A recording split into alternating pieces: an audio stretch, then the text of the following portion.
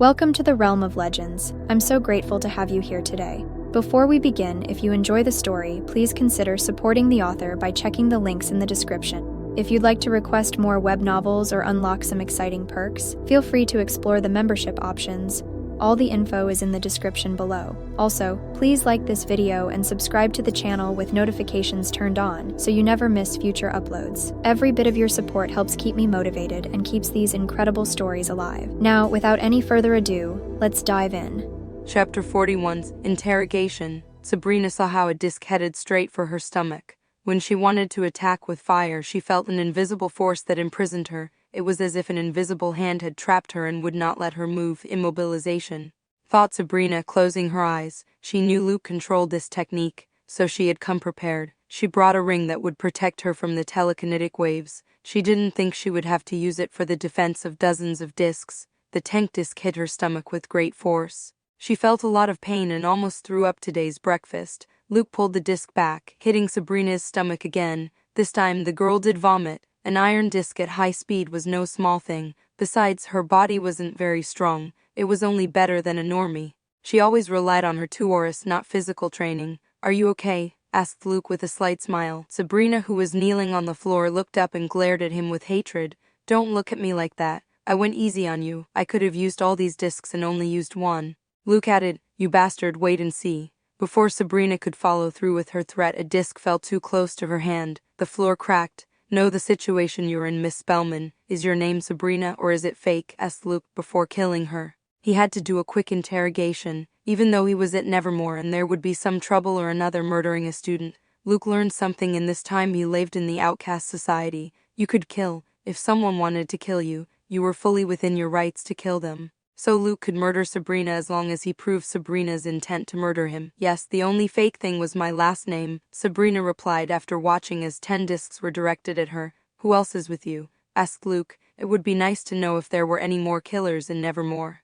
"Just me," replied Sabrina, unable to believe herself in the situation she found herself in. She never thought she would be defeated by a boy who lived in a normie orphanage most of his life. How was he so powerful? "It's a good thing they underestimated you and only sent a junior," said Edgar, who hovered near Luke. "Why did you decide to attack me today?" The Haggis attack seemed like a more elaborate plan. "You could have manipulated me with your red aura," asked Luke, confused. Although Sabrina's surprise attack was good and almost worked, it seemed like a very simple plan. "Manipulate you with the red aura? Don't bullshit me. I tried to get close to you many times and you always kept your distance. That way, it would be impossible to make you an emotional slave," Sabrina replied with a grimace. "It looks like your horrible personality did some good, ha ha ha," Edgar said, laughing out loud. Luke frowned but said nothing. With Sabrina he kept his distance and she hadn't appeared in the Wednesday series. That made Luke more distant, not because he thought the girl was a killer or anything, but simply because he didn't trust her.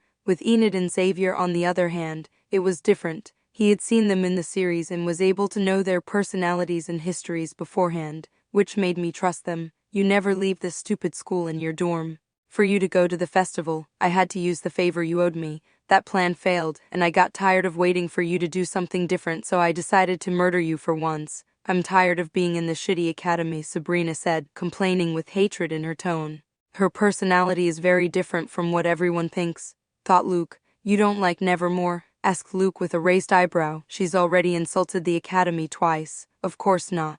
Because of you, I had to come here and put up with the pro-normie ideals of this stupid school," replied Sabrina. "My fault," thought Luke, debating whether to hit her with another tank disc in the stomach. "You were from another school? Which one?" asked Luke curiously. He knew that Sabrina wouldn't attend a normie school, Academy of the Dark Arts. "It's much more efficient and they don't force us to get along with normies. After all, they are inferior to us," Sabrina replied. "A much more radical school," thought Luke. "That's where the children of outcasts who hate normies attend. You'd fit right in there. I saw the video of how you crushed those students. You got punished for an idiotic thing. At my school, they wouldn't punish you. There are even duels of that intensity or more," said Sabrina. "Too bad that because of the grudge in our families, we have to face each other.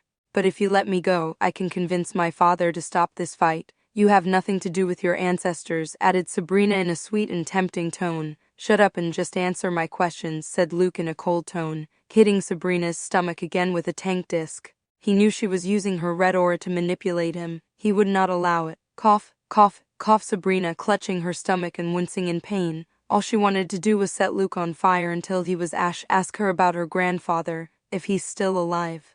And if she has any siblings, Edgar said. Is your grandfather alive? Asked Luke. Sabrina hesitated to answer, but as she saw the discs floating closer and closer to her, she had no choice. No, he died all because of your father, replied Sabrina. My father? Thought Luke in confusion. Your father was able to severely damage that geezer before he died, but I didn't know 100% if he managed to save himself or not. That's good news, explained Edgar. Do you have any siblings? Asked Luke. A brother a year older than me, replied Sabrina with some hesitation. And what? Do you want another punch in the stomach? I could also read your memories and find out everything, but in the process, I might make your mind a little dysfunctional, said Luke with a slight smile. The part about reading memories was a lie. His ability wasn't that advanced. He still couldn't read a person's old memories. He could only read the person's current thoughts, and by looking at them very closely, unpractical. His mind control ability was better. When he made eye contact with a person, he could mentally command them to stop. That way he stopped Sabrina's attacks. All it took was a glance and a command. Although it only takes seconds in a battle, it is very effective and puts the enemy in a dangerous situation. Sabrina swallowed hard at Luke's threat. She didn't want to be retarded, so she replied, a half-sister, blood from my father and another woman, age the same as us. That's more than enough questioning, Edgar said. Just that, I want to know more about your family, about his father, if he has dealings with demons or what he did, Luke said mentally. She won't know anything about demons, she's just a junior. They wouldn't give her such important information when she's still immature. I'll tell you, it's about time you knew. You have defeated the first Spellman, said Edgar. Well, Luke said, it had been long enough. He had to get this over with before someone wanted to stop him. Luckily, everyone was in the courtyard having a picturesque picnic. Luke looked menacingly at Sabrina and braced himself. He began to raise his arm and open his right hand, looking at Sabrina's white neck. What are you doing? You can't kill me.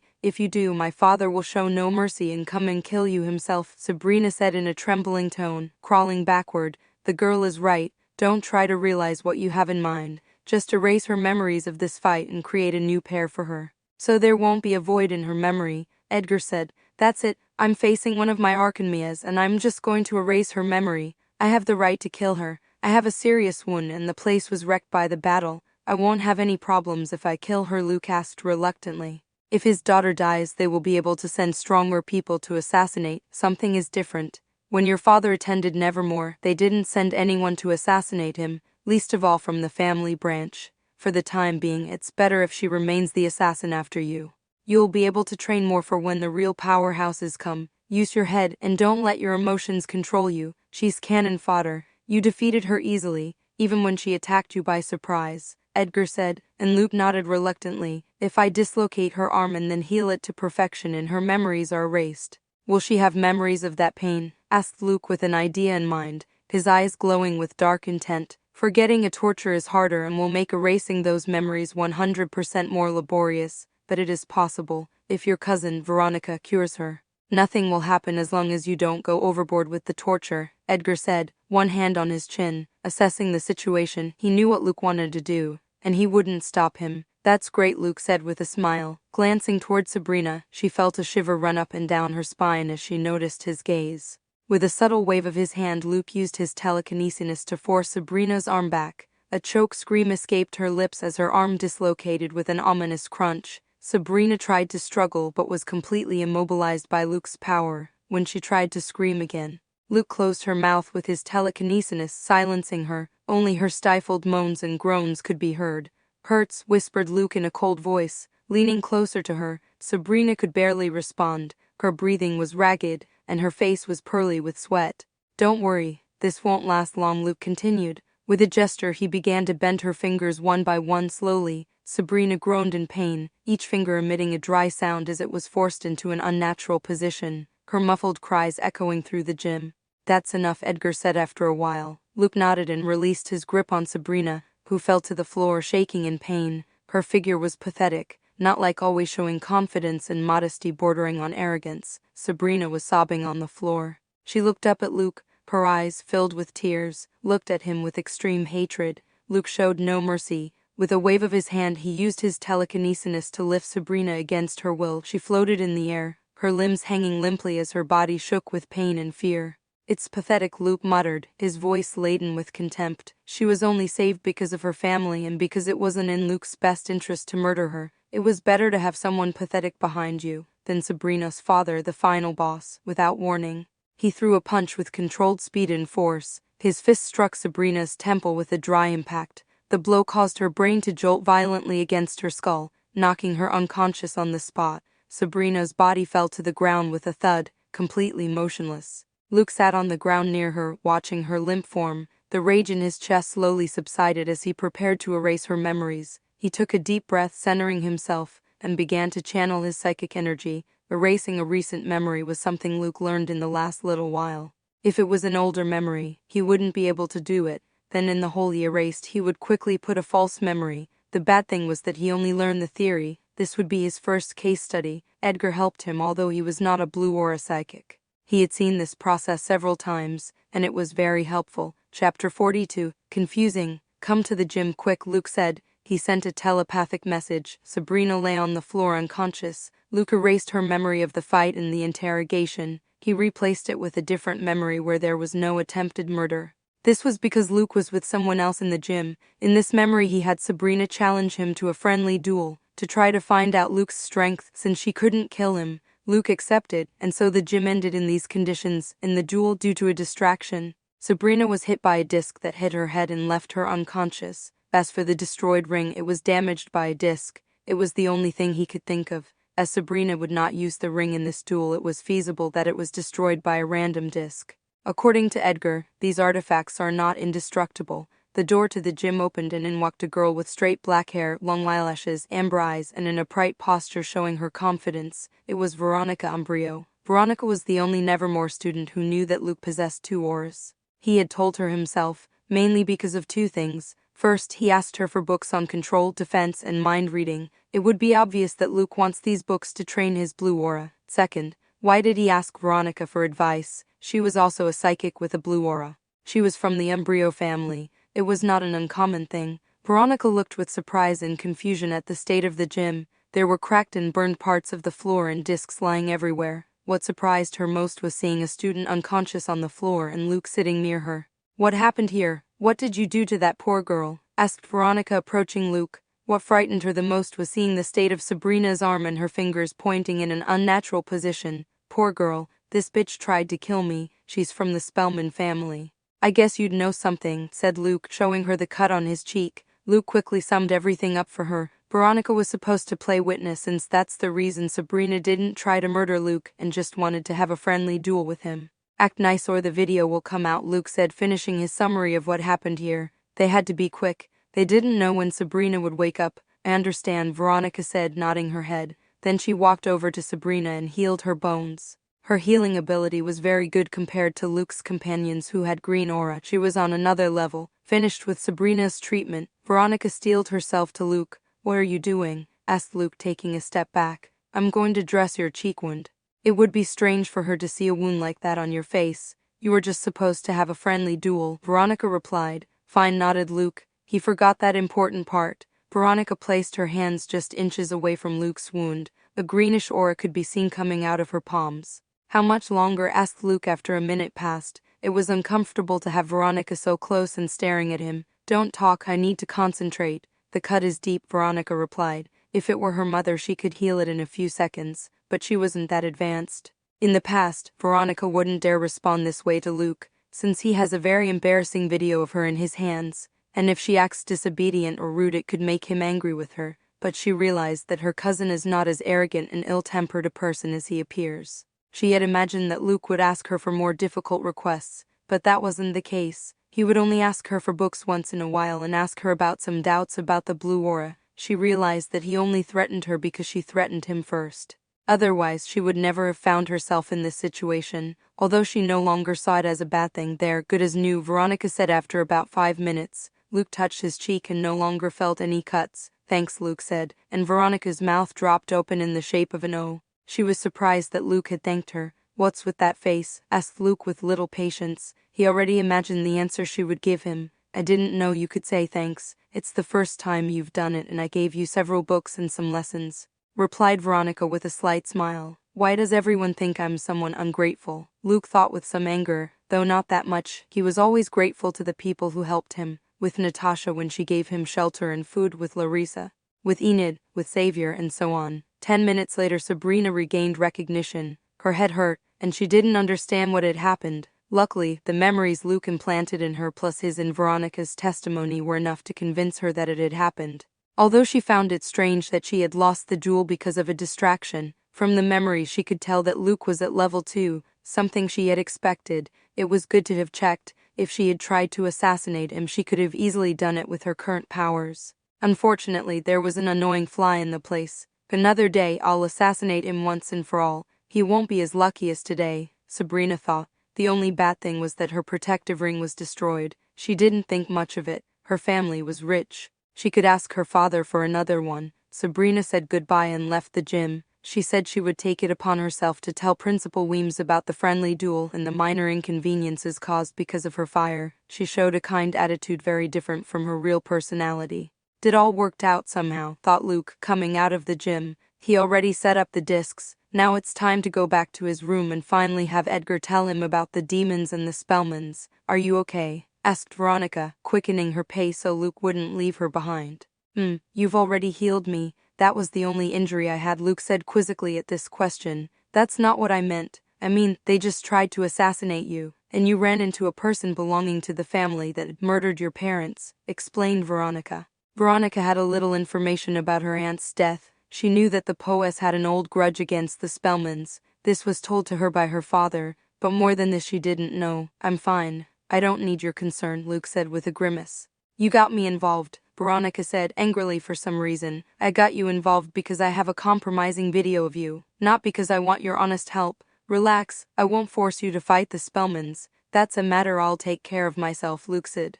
On second thought, it's time for you to be free. I'll erase the video. You don't need to follow my orders anymore. What you did today is more than enough. We don't need to talk to each other anymore, Luke added with a dismissive wave of his hand. He felt that Veronica's help in this case had earned him her freedom.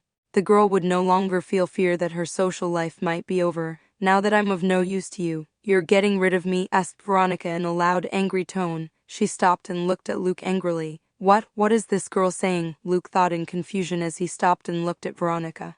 Looks like I was the only idiot who thought our relationship had improved, Veronica said with glazed eyes. In these months she thought her relationship with Luke had gotten closer. At first she saw him as an arrogant guy, but by this time she had grown to like him. They both had 2 auras, were both geniuses, and were from families of major psychics. Okay, bye, I won't bother you anymore, said Veronica in pain, turning around and walking away from Luke. She was always the most popular girl, and everyone fell at her feet. Even Tommy, a talented werewolf from a good family. However, Luke was different. The more she got to know him, the more he captured her attention. The conversations they had when she was teaching him were very interesting, and she was already doing it for the fun of it.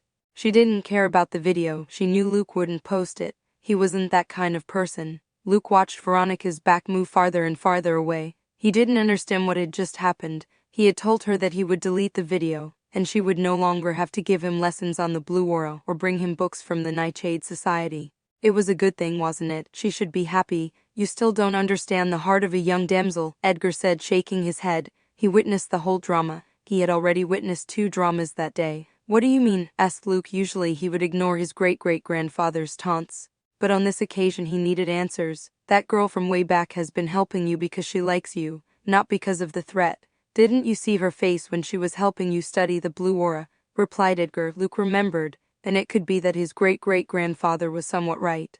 Veronica, when she helped him, didn't seem reluctant to do so. Usually someone who is threatened would not have enthusiasm, but she did. You seem to have some charm to have caught her interest, Edgar added, stroking his mustache. We're cousins, said Luke with a grimace. So what? My wife was my cousin. Before you ask, psychics don't have inbreeding problems like normies. It's been proven. It's even more beneficial since you can carry on a specific aura of family, said Edgar. The birth of babies to parents who are siblings or close cousins is called inbreeding, and children who come from these unions are more likely to suffer from several genetic disorders, which can lead to various diseases. This would be the case for normies. In the outcast world, this problem did not exist. Luke made a barely audible sound and started walking toward his bedroom. He would not start a moral discussion about whether it was right or wrong to marry between cousins. He didn't care, and he didn't see Veronica that way. He already had a girlfriend. Chapter 43's Demons. Luke arrived at his bedroom. Xavier was not there. He was most likely still eating with Ajax's family. This was better for Luke, as he had to have a conversation with Edgar. "Tell me about the demons," Luke said, sitting on his bed. He had been waiting for this moment for a long time, but Edgar didn't want to answer. Where to start?" said Edgar, scratching his head. "So far it is known of the existence of two planes, the earthly and the underworld. The earthly is where we live. The underworld plane is separate from the earthly one. What we know of this place is almost non-existent. We only know that in that plane there are powerful and malevolent supernatural beings. They only want to cause destruction and are pure evil. We call them demons," Edgar explained after a few minutes. "Is the Bible real? Are there angels and an all-powerful God out there too?" asked Luke with a raised eyebrow. "No, so far there are no records of benevolent beings towards humans. At least according to the knowledge I have, and it is quite a lot. This information is known to only a few people in the world," Edgar replied, shaking his head. "The names they were given may be influenced by the Bible, but it has nothing to do with it. You just have to keep in mind that they are powerful and evil beings living in a different dimension than ours," added Edgar. "How evil?" asked Luke. "They just want to murder humans.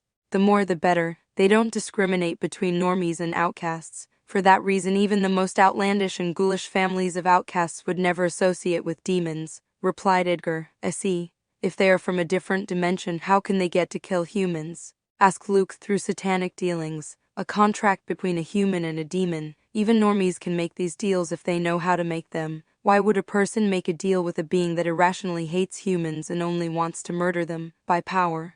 In the case of outcasts, when completing the deal they get a strengthening of their aura. In the case of psychics or immortality, it depends on how powerful the demon is," Edgar replied. "Whoa, you know a lot," said Luke, processing all the information. "Of course.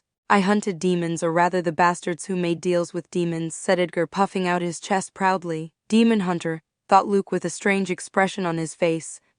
All to increase power or gain immortality like the hag. I guess the odds of going insane aren't there. "But there must be some downside, right?" said Luke. "Not everything was rosy in the world. For such an increase in power you should pay a high price." It was common sense. "Exactly. The outcast will have a great increase in power. Even a psychic could get a new aura.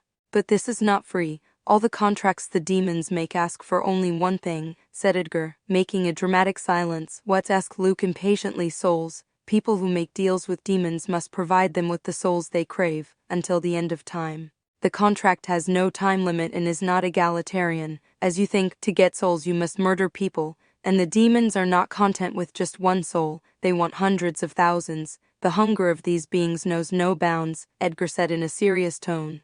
"That's why they are the enemies of all outcasts," nodded Luke. "The demons only wanted to cause chaos and destruction. The more humans they killed, the better. Yes, even extremists who hate normies dare not make deals with demons. Few are the bold ones who dare to make them. And if caught they will be hunted down by the elite outcast families," said Edgar. "So why are the Spellmans still alive and kicking?" asked Luke. "If Edgar was a demon hunter when he was alive, he just had to tell the world that the Spellmans made deals with demons and would become the enemy of the world. Old outcast families like the Spellmans have a great reputation. Usually, those who make deals with demons are not those kinds of old established families. However, the Spellmans did it, and the Poe family found out about it. But we couldn't produce the evidence in time to validate that they made deals with demons." "Those bastards are very good at hiding everything," Edgar replied. "How did the Poe family realize the Spellmans made deals with demons?" asked Luke, curious. "My wife Virginia died in 1847, said Poe with a sad expression. "A year later my relationship with Elmira Spellman improved. We knew each other from before we were co-workers," he added with a nostalgic look. Flashback. Maryland, Baltimore, USA. On a narrow cobblestone street stood an old red brick house. The front of the house showed signs of the passage of time, with wooden windows framed by worn moldings and a carved wooden front door with ornate, though now somewhat faded, detailing. Inside the house was a modest space. Cleanliness was non-existent. At a simple wooden table sat two people staring at each other, a man and a woman. "Would you like some tea or something?" the man asked in a tired tone. His hair was tousled black. He had a mustache and his eyes were devoid of life. His name was Edgar Allan Poe, a powerful psychic who was very famous in the outcast community. In the normie community, he had made a name for himself with his tales of terror. but as yet he had not achieved worldwide fame. The woman with pale blonde hair and gray eyes watched the man in front of her. She couldn't recognize the powerful psychic with the depressing man in front of her. "It's been almost a year since you disappeared. When do you plan to return?" the woman asked. Her name was Elmira Spellman. "I'm not going back to Boston. My brother already tried to convince me I won't," Edgar said. His mood would depress a normal person just looking at him. "I got information that there is a crazy cannibal outcast in Texas. He defeated and almost killed 2 members of the order. His increase in power may be due to demons," said Elmira. "I was asked to help. Will you come with me?" she added, looking hopefully at Edgar. She couldn't bear to see him like this. "No, I'm tired of fighting those bastards. It's most likely some idiot who did dark magic." Edgar refused. "You need to get over Virginia's death. Your family depends on you," said Elmira with concern. "My brother is more than capable of running the Poe family. He has heirs to spare with all the wives he has. If you'll excuse me, I have things to do," Edgar said with a frown. At the sound of Virginia's name he felt a stabbing pain in his chest. Elmira had no choice but to say goodbye to Edgar. She had a mission, but once it was over she would return. She would not let Edgar rot in a depressive pit. She had known him for over 20 years and loved him too much to see him like this.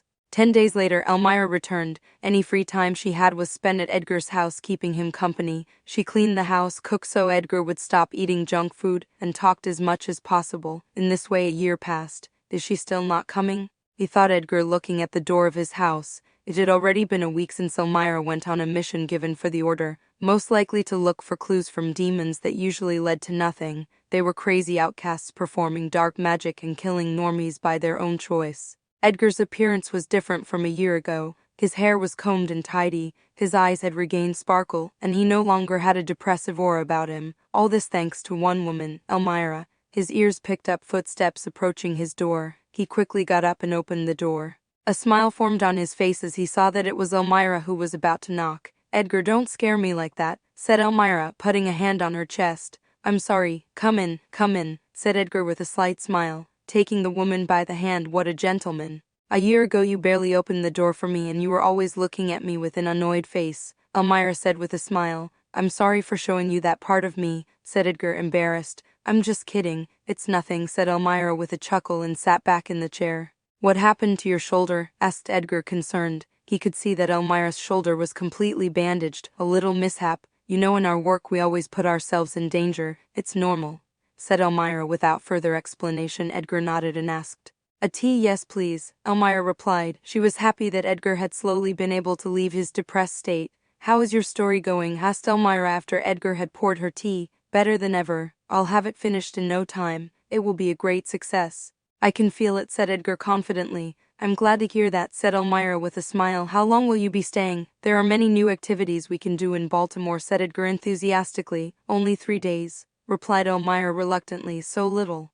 "Oh, well, work is work," thought Edgar. He gave up everything and lived on the Poe family's money. His stories and tales were not very profitable these days. "Would you like me to join you?" asked Edgar. He wouldn't mind resuming his demon hunting activities if he could be with Elmira. "No need, you have to write your story. You can't get distracted," said Elmira, refusing with a smile. Over the next 3 days Elmira and Edgar did many activities together and spent their time happily until Elmira left for her mission. 15 days passed, and there was no sign of Elmira. Edgar was getting more and more impatient. Usually missions take at most 10 days, and if it takes that long Elmira sends him a letter, but so far he has not received any letter. When he was about to go out to look for her, he received a letter from her. He thought she would tell him that she was delayed for something and it would arrive in a few days, but it wasn't so. In the letter there was only an address. He recognized Elmira's handwriting. He knew this was not good. Chapter 44. "Farewell, Richmond, Kentucky," Edgar muttered, pocketing the letter. He walked out of his house and looked at the sky. It was cloudy. His body lifted off the ground and began to rise higher and higher. When he was a considerable distance from the ground, he began to fly at a great speed, heading for Kentucky. The flying skill was among the most difficult for yellow or psychics to master. He had about 900 kilometers to travel until he reached his destination and met Elmira. Edgar's speed in the sky was very ragged. It exceeded 200 per hour. After about 4 hours, he reached his destination. He did not stop for a moment. He looked at the town from the sky and landed in a lonely area. He didn't want a normie to have a scare to death. Richmond is a city located in Madison County that was just beginning to develop for quite some time. Its population was as high as 10-0. Edgar walked along watching the normies coming and going. He walked until he came to a deserted street and stopped in front of what appeared to be an abandoned blacksmith shop. It's here, thought Edgar, probing the place. He was able to find Elmira's aura inside this abandoned workshop. This is thanks to his clairvoyance ability. In the letter it only said the name of the town and the county of Kentucky, so he had to look for her himself. He knew when he received a letter from Elmira with only one location that something in her mission had gone wrong, and she needed reinforcements. He worked with her for many years, and it wasn't the first time they had used this method to make their location known. Edgar entered the place through a dilapidated sheet metal door. Everything was dark, dusty, and cobwebby. When he took a few steps, he felt a knife at his neck. "Don't move," said a voice he recognized. "It's me, Elmira," said Edgar nonchalantly. He had already noticed the movement with his extrasensory ability. "Phew. You finally got here," said Elmira, dropping the knife and sitting on the floor leaning her back against a box. Edgar turned around, and his eyes widened as he saw Elmira's condition. She had wounds and burns all over. The worst was a deep wound in her stomach that was bleeding heavily. "What happened to you?" asked Edgar with concern and growing anger. He would find the bastard who did this to Elmira and beat him to a pulp. "My brothers, Edward and Elton," Elmira replied with a wince. Edgar's worried and angry expression turned to confusion. "What did you say?" "I guess I didn't hear right," he said, cleaning his ears. "You heard right. My brothers left me in this condition," rectified Elmira. "Impossible. Why would they hurt you?" asked Edgar in disbelief. He knew that both brothers got along very well with Elmira. They were even overprotective of her. "Listen to me, Edgar. We don't have time. My brothers made deals with demons. At this time I collected evidence. But they caught me. They wanted me to join them, but I refused them. That's why I am in this state, and they are hunting me," said Elmira in a serious tone. "Edward and Elton made deals with demons," thought Edgar with a shocked expression. He knew both brothers very well. He fought side by side, hunting the bold ones who wanted to make deals with demons. They were not that kind of people. "I know it's hard to believe. Here at this scroll. You must protect the scroll and head to the address there. I managed to save the evidence." "You must retrieve it," said Elmira, passing an old scroll to Edgar, who was still processing all the information. Before he could say anything else, the entrance to the smithy exploded. The fire began to spread through the place. Edgar protected Elmira with his telekinesis. He easily stopped all the debris heading towards them. "Oh, Edgar, you're here. That makes things difficult," said a middle-aged man walking through the fire. The man was blond and had a neat bar across his face and an icy stare. He had the same gray eyes as Elmira. "Looks like you got over your depression. Congratulations," said a jet-haired man walking beside the blond man. Unlike the blond man, this man had a more relaxed and not-so-serious appearance. "Edgar, Elton," said Edgar. Looking at both men he considered his friends and co-workers. "Give me an explanation or I will crush you," said Edgar with an angry look on his face. The air around him began to tighten and an enormous pressure permeated the whole place in flames. The walls of the smithy shook, and it seemed that at any moment they would collapse. Both Elton and Edward felt an enormous pressure on them. Breathing was more difficult, then staying upright was difficult. "Your telekinesis is powerful as always," said Elton with a smile. A large amount of fire enveloped him and protected him from Edgar's immense pressure. "No explanation is needed. Looks like Elmira already told you," said Edward. A translucent barrier protected him from the enormous pressure. "You bastard, you made a deal with the demons." "Why?" shouted Edgar, and a shockwave completely destroyed the smithy. "Hey, take it easy, dude. You're attracting the attention of the normies," said Elton, escaping from being buried by the rubble. "Sorry, are you okay?" said Edgar, who grabbed Elmira and saved her from being buried. Her injuries barely allowed her to move. "Yes," replied Elmira. "Why, it's simple. The normies, that's the answer," answered Edward, who was still impeccable. His clothes were not soiled by even a speck of dirt or dust. "Their wars continue to spread, and their arrogance knows no bounds. As superior beings, we must stop them," added Edward with a serene and determined look. "Being superior? Put aside your stupid god complex," Edgar said with a grimace. "If you want to exterminate them, do it with your powers. But you've made deals with demons. I can't let that go. The demons will sooner or later force you to hunt outcasts, and you will endanger our society," added Edgar as his aura increased. Edgar already verified that Elmira's words were real, not only by Edward's words. He could see with his clairvoyance the aura of Edward and Elton. He noticed that they were not the same as before and had demonic energies. "Your confidence is admirable. Do you think I'm the same as before?" "I won't lose to you again," Edward said with a cold stare. The air around him began to drop, and beneath his feet, the ground froze. "Let's see how much your powers increased with those stupid demons," said Edgar, preparing to fight. He knew his death was coming, but he would take at least one of them with him. You must flee. I will distract them. It's up to you to stop them in the future," exclaimed Elmira. "No, I will stop them. You will come back alive." "Here," said Edgar, passing the parchment back to her. Besides that, he pulled a small book out of one of his pockets. "What is this?" asked Elmira. "A teleport, courtesy of my brother. It will send you to Boston, near the Poe mansion," replied Edgar. When he was sinking into his depression, his brother visited him and gave him this teleport for when he decides to return home. Elton, who heard this, was about to jump in, but Edward stopped him and shook his head. Edgar's clairvoyance was very advanced. He could predict their movements, dodge them, and the attack would be useless. His sister already had the teleport in her hands. Her life was guaranteed. Edgar's, however, was not. "I'm not leaving you here," said Elmira. "Listen, Elmira, thanks to you I regained hope. It took me a long time, and you had to put up with me for so long in that deplorable state. In this time I realized that I love you. That's why I won't let you fight to the death with your family." "Goodbye, Elmira," said Edgar, snapping his fingers. "No, Edgar." Before Elmira could extend her hand towards Edgar, a blue light came out of the book she was holding and disappeared. Unfortunately, the teleports only could carry a single person. Otherwise, Edgar would have fled. As a clairvoyant, he knew firsthand the current strength of both brothers. In the past he would not be afraid, but now he knew that his life would most likely end here in ancient times. The normies sought the protection of the more powerful outcasts so they would not die at the hands of the wild beasts. Thanks to that they survived, began Edward in a solemn tone. "Here we go with the villain monologue," thought Edgar, wiping his ear. However, as soon as they were able to survive on their own, they bit the hand of the one who fed them. Witch hunting, discrimination, and annihilation towards our kind. Goody Adams is a good example of that. "Do we have to hide while we watch them produce ever more dangerous weapons?" asked Edward, clenching his fist. "I understand your point. What I don't get is why you brought the demons into this. They don't care about outcasts or normies. They just want souls. Even our souls are tastier to them," Edgar said. "My power is not enough to exterminate them. Their numbers already number over 5 million in the United States alone," said Edward helplessly. "Once I complete my mission, I will commit suicide. That way the demon won't be able to control me anymore," he added with determination. "Once you made a contract with a demon, it was for life.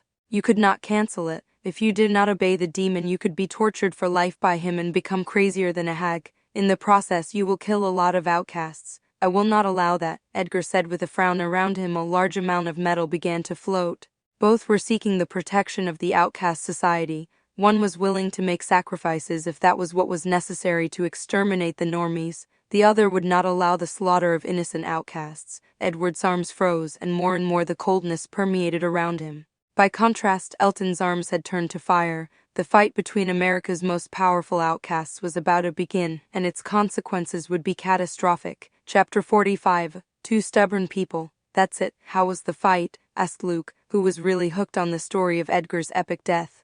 "Our fight lasted a couple of hours. If I have to recount it, it will take too long. I died in the town of Richmond that day, but I managed to assassinate Elton," said Edgar, lazily recounting the whole fight. "He managed to kill one," thought Luke, looking respectfully at his great-great-grandfather. "He faced two psychics who had their powers augmented by demons. Still, he was able to take one to his grave. Wait, Richmond. That name rings a bell," Luke thought, starting to rummage through his memory. Thanks to his photographic memory, it didn't take him 10 seconds to find the answer. "Your fight destroyed Richmond, Kentucky?" asked Luke in surprise. In Normie school, he had studied in his history class about this disaster, which for normies had been caused by nature. Overnight, the town of 10 people was completely destroyed. More than 85 of the inhabitants died, and not a single building was left standing. Public opinion accepted that it was an earthquake or something like that. Yes, unfortunately, many innocent normies died. Edward and Elton's fire and ice power was mighty. I couldn't contain myself and used my telekinesis to the fullest," Edgar replied regretfully. "Jericho has the same inhabitants," thought Luke, surprised by the degree of destruction. Luke thought the level of power in Wednesday's world was no big deal. In the series, the fight to the death between Wednesday and Crackstone was no big deal. The school wasn't even destroyed. If a person with Edgar's power were to go into a city and no one had the power to stop him, he could create a huge massacre. Normies' weapons are not efficient against the power of a telekinetic like Edgar in the past. In your story, There seemed to be an organization that was in charge of eliminating demons or looking for information about people who may be in contact with them. So it sounds like it's a big crime if you make deals with them, Luke said, and Edgar nodded. If that's the case, all we have to do is get proof that the Spellmans are in contact with demons. That way the whole outcast society will turn against the Spellmans, Luke added. If they pull this off, Luke won't be at a disadvantage and won't have to go up against a family hundreds of years old with wealth, numbers, and power alone. Easier said than done. When Elmira arrived at Poe Manor, she explained the situation to my brother. They tried to retrieve the evidence Elmira hid but were intercepted by the Spellmans. From that failure Poe's downfall began, Edgar said, gnashing his teeth. The Spellman family has a lot of power within the outcast society. Their hands reach everywhere. For everyone to turn against them we need truthful evidence. The Spellmans took it upon themselves to destroy the evidence that Elmira had collected. He added, shaking his head. So you want me to take them out by myself? Asked Luke with a grimace. The Poe family in their splendor could not accomplish that task. It would be unrealistic for Luke alone to eradicate the Spellmans. While he was very confident in his skills and talent, he was not an arrogant idiot. He could take on a Hyde or Crackstone, but this was already another level. Of course not. That task is nearly impossible. Do you think I asked your father and other ancestors to send themselves headlong against an invincible boss? The approach must be different. We must collect evidence. That way, the other ancient outcast families, whether they be psychics, werewolves, or vampires, will decide to attack the Spellmans, Edgar replied. Of course, in addition to that, you must kill Edward and as many members of the Spellmans as possible. He added with a ghoulish grin, I understand. If Edward made a deal with a demon so many years ago, he must have collected many souls of normies and even outcasts. Don't the others realize that? Asked Luke, since Edgar's fight against the two Spellman brothers. More than 100 years have passed. How many souls must Edward have collected? He must have many massacres on his hands by now. True, but there's a problem. Edward doesn't act directly. He usually manipulates outcasts to do his soul-collecting work. That way it's very difficult for him to get caught. For example, he can control an insane witch to slaughter many normies and collect the souls he needs, Edgar explained. Your parents, besides saving you, did not die in vain. The evidence they collected is not as good as Elmira's, but it will save you a lot of time. Natasha must be taking care of finding that evidence. You just have to keep training, he added, and Luke nodded reluctantly. He wanted to have real fights to the death, though of course not against Edward Spellman, or it would be the end of his short life. Didn't anyone in the outcast society do anything while two ancient families of psychics were at war? Asked Luke doubtfully. Although he knew it was a grudge that was believed to be personal and they didn't know there were demons, it would be strange if no one would pry. Especially when Edgar was considered the most powerful psychic of his time and the Poe family was in its golden age. No, you must understand that the outcast society has different customs and laws. No matter how much two ancient families conflict, no one will interfere. It doesn't matter if it's over a stupid grudge or a minor conflict. They will only meddle if there are demons involved or if they involve innocent third parties in their fight, Edgar replied. I understand. By the way, why didn't Natasha ever give me the necklace where you were resting?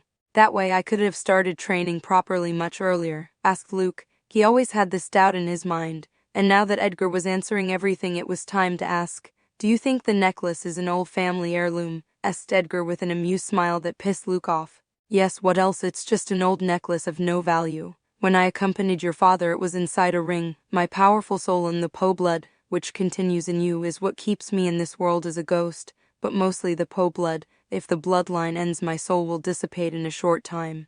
I must rest, and the best rest for ghosts are old objects like this necklace. When your father was about to die I had to find a new object in which you could find me, so I went to the Poe mansion in Boston. Natasha had no way of knowing which object it was on. Edgar explained patiently. Blood has a lot of importance in this world, thought Luke, remembering that Goody Adams had also told Wednesday that her blood was the key. I understand. How did you know I'd grabbed that necklace? You could have been stuck in that necklace forever. Luke commented. I gambled, and it was only logical that you would at some point visit your future home. As for Natasha, her mission was to keep you hidden, so that you wouldn't be found, or rather that they wouldn't think there was an heir left alive, Edgar replied, and Luke nodded. Lots of information. I'll go to sleep, Luke said wearily. It wasn't dark yet, but a lot of exhausting things happened on that day. He fought Enid verbally, fought Sabrina Spellman to the death, and learned about his family history. The next day's classes were uncomfortable for Luke. He usually hung out with Enid, but with the previous day's fight, the two ignored each other. Enid's gaze landed on Luke several times, but she decided to stay away. She was angry, and although the last thing she said to him could be misinterpreted, she was still upset about Luke's attitude towards her mother. As for Luke, he had no plans to talk to Enid either. He felt no guilt. Enid's father and siblings had had a great time, so why should he be to blame if her crazy mother got mad over some stupid jokes? They were both very stubborn and would not back down. It was a fight of attrition. The first one to get close to the other would lose. In this way the days went by. Luke and Enid didn't speak to each other and continued to ignore each other. "What's wrong with you? You look sad," said Yoko, who was having breakfast together with Enid and Divina in the cafeteria. "Nothing, I just remembered that Luke loves apples, and I always peel them for him," said Enid in a depressed voice. Looking at the apple on Divina's plate, Yoko and Divina looked at each other and sighed slightly. They were already aware of Enid's fight with Luke. These days Enid was glued to them, and that was weird since she was always with Luke. "I should have picked a banana," Divine muttered. "Can't he peel an apple?" asked Yoko with a raised eyebrow. "No, he's very clumsy. He always ends up making a mess," said Enid with a smile. Remembering Luke trying to peel an apple, "Look at the expression you get when you talk about him," thought Yoko with a roll of her eyes. Although she didn't entirely like her best friend's boyfriend, she couldn't deny that Enid was very happy with him. "So if Enid is happy as she, stop behaving like 10-year-old kids and sort yourselves out. It's your first fight, and it looks like it's the end of the world," said Yoko forcefully. "I'm not talking to him," said Enid, stubbornly crossing her arms. "Then stop bringing it up every 10 seconds. Yoko muttered irritably. They couldn't talk about any subject, as Enid always related it to Luke or something she did with him. "Oh, I miss him so much," muttered Enid, leaning her head on the table and looking towards Luke, who was eating breakfast next to Xavier and Ajax. At the other table, "I'm getting tired of seeing your depressed face," said Xavier as he took a bite of his toast. "I'm not depressed, my face is the same as always," Luke growled. "Still not talking to you with Enid?" asked Ajax, and Luke nodded. Ajax was Sabrina's boyfriend.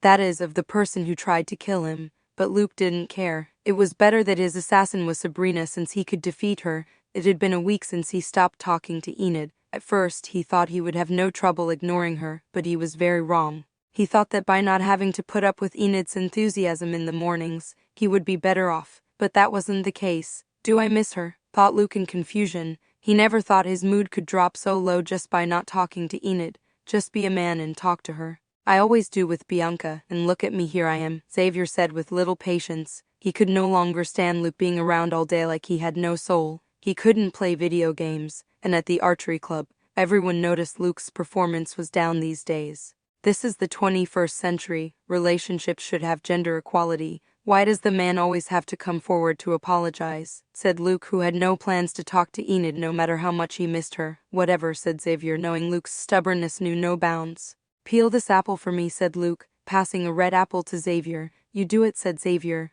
He didn't feel like it, and he wasn't good at peeling apples either. "Shit, that's mean," said Luke with a grimace. "I kind of miss her," thought Luke, looking slyly towards Enid, who was sitting with Yoko and Divina. Chapter 46, Reconciliation. "Why aren't they here yet?" thought Luke in annoyance. He was currently on the rooftop waiting for Xavier and Ajax. For some unknown reason they had summoned him here. Since he had nothing to do and had gotten into a fight with Enid, he decided to come. Luke leaned against the railing and surveyed the Nevermore landscape. It had been over 7 months since he had arrived here. They had tried to murder him twice, but it was a better place than he had originally thought. He already knew who his assassin was. Luke wanted to know beforehand how Sabrina would try to assassinate him, but he still couldn't practically read minds, so he had to keep training on his blue aura. Also, before reading Sabrina's mind, he must take her somewhere alone and knock her out. Then, he will have to create new memories and erase the others. It is a very complex issue. "I wonder what Enid is doing," Luke thought. This feeling of homesickness didn't please him, but he couldn't control it. He never thought that someone so lonely could get to miss a person. Just then the door opened. Luke turned around. He thought he would meet the silhouette of his two friends, but he did not. The person who walked in was Enid, the person he was thinking about just seconds ago. Enid was surprised to see Luke. She quickly turned and wanted to open the door again to escape, but it had been locked. "Open up, Yoko," said Enid, making more force in her grip, about to break the lock. "Don't break school property or the principal will punish you," said Yoko from the other side with a mischievous smile. Enid, hearing this, stopped her strength. "It would be bad to break the door. She doesn't want to be punished." "Luke, fix your problems with your girlfriend," exclaimed Xavier from the other side of the door. "See you, Luke. "We'll play a game later," said Ajax, who was also on the other side along with Xavier, Yoko and Divina. "These guys," thought Luke with a frown and approached the door. He heard the footsteps of the others leaving the place. He was trapped next to Enid. Although he could open the door with his current telekinesis, he would play dumb. "Should I break the lock?" asked Luke, playing dumb as if he couldn't open the door without breaking the lock. "No, it's bad to break school property," said Enid, walking away from Luke and sitting on the floor against a wall. Luke followed her and sat at a distance neither near nor far. "What do you want?" asked Enid, trying to sound as nonchalant as possible. "Didn't you hear them? They seem to want us to get fixed up. That way they'll open the door for us," replied Luke. "Sooner or later they'll open it for us," said Enid as if she didn't care. "Do you want to stand here for hours in silence?" asked Luke with a raised eyebrow. "I don't care," replied Enid dryly. However, in reality she did want to be here for hours, since she would be with Luke, and it had been a long time, only a week since they had been together. "You sure are stubborn," Luke commented. "You're more so," said Enid. "No, you surpass me." "I doubt it. I've never seen you accept a mistake of yours," Enid said, and Luke frowned. It might not be that far from the truth. As for Enid's mother's case, it could be that he was a little over the top with the jokes, especially when Enid before Parents' Day had told him what her mother was like. He could have tried to be a little more respectful and kept the jokes to himself, this he had noticed, and in a normal case he would have approached Enid apologizing, although this does not detract from the fact that it would have been a very difficult task for Luke. As his pride is too high, he did not do it for another reason. The Spellman's daughter tried to murder him at school. In the future Enid could become another target to kill as she is his girlfriend. These days he is debating whether or not to end his relationship with Enid.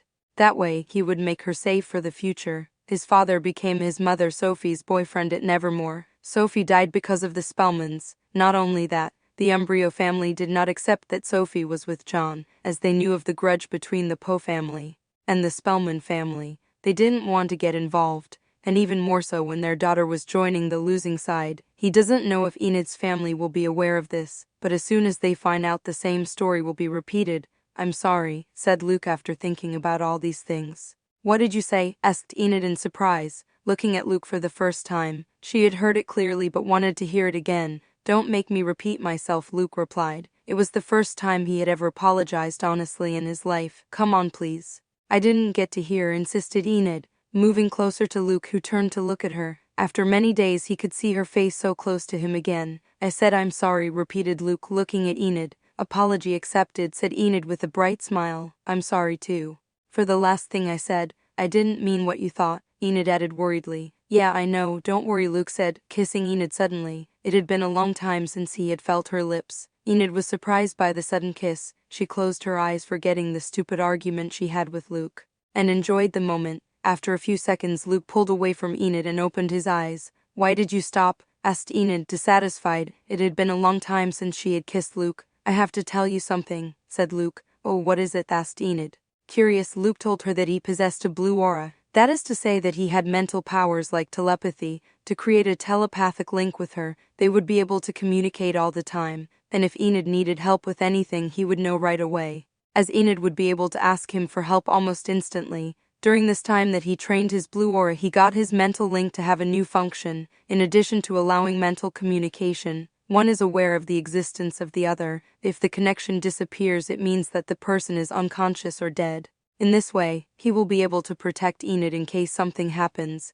He will be selfish and will not take the path of separation. "Double aura, that's fantastic," said Enid with great enthusiasm and a big smile. "You're not angry?" asked Luke as he hid it from her for many months. "Not at all, I'm just happy you told me your secret." "I'm the first, right?" said Enid, giving for the fact that she was the first person to know that Luke had two auras. "Well," said Luke as he told her that Veronica was the first person to find out. He explained to her the reason for this. He needed Veronica's help as she had the books he needed to train his blue aura. Also, the Umbrio family specialized in that aura. Enid was not angry about this. She understood Luke's point and wasn't planning to start another stupid argument. "Create a link with me. We can talk anytime and instantly, much faster than a cell phone and without anyone knowing, even in class," said Enid with great enthusiasm. "I did the right thing, didn't I?" thought Luke, creating a telepathic link with Enid.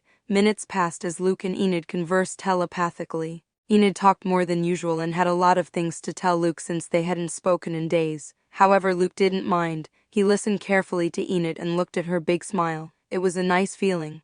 Damn, I forgot about those two, Yoko said as she hurried up the stairs. Behind her followed Divina, Xavier, and Ajax. Weirdly, the door is still in condition, commented Ajax. With Luke's telekinesis and his temper, he could have broken the door if he wanted to escape or even pick the lock without breaking it, though he didn't know if Luke could do this. That's a good sign, said Xavier. They opened the door and stepped onto the balcony. On one wall sitting were Luke and Enid kissing. Oh, we came at a bad time, said Yoko with a slight smile, and Divina chuckled under her breath. Looks like our efforts did the trick, commented Xavier with a smile. Damn, I didn't hear the door open, thought Luke sheepishly, looking at the three people who had just arrived. Enid also looked at them with a blush on her cheeks. Go on about your business, Luke. Buy us something in the cafeteria tomorrow, Ajax said as they walked off the roof with the others. Chapter 47's Preparation. The first Poe Cup took place in 1897, and from that year on it would be held every year as a school tradition. This important competition would take place over a week.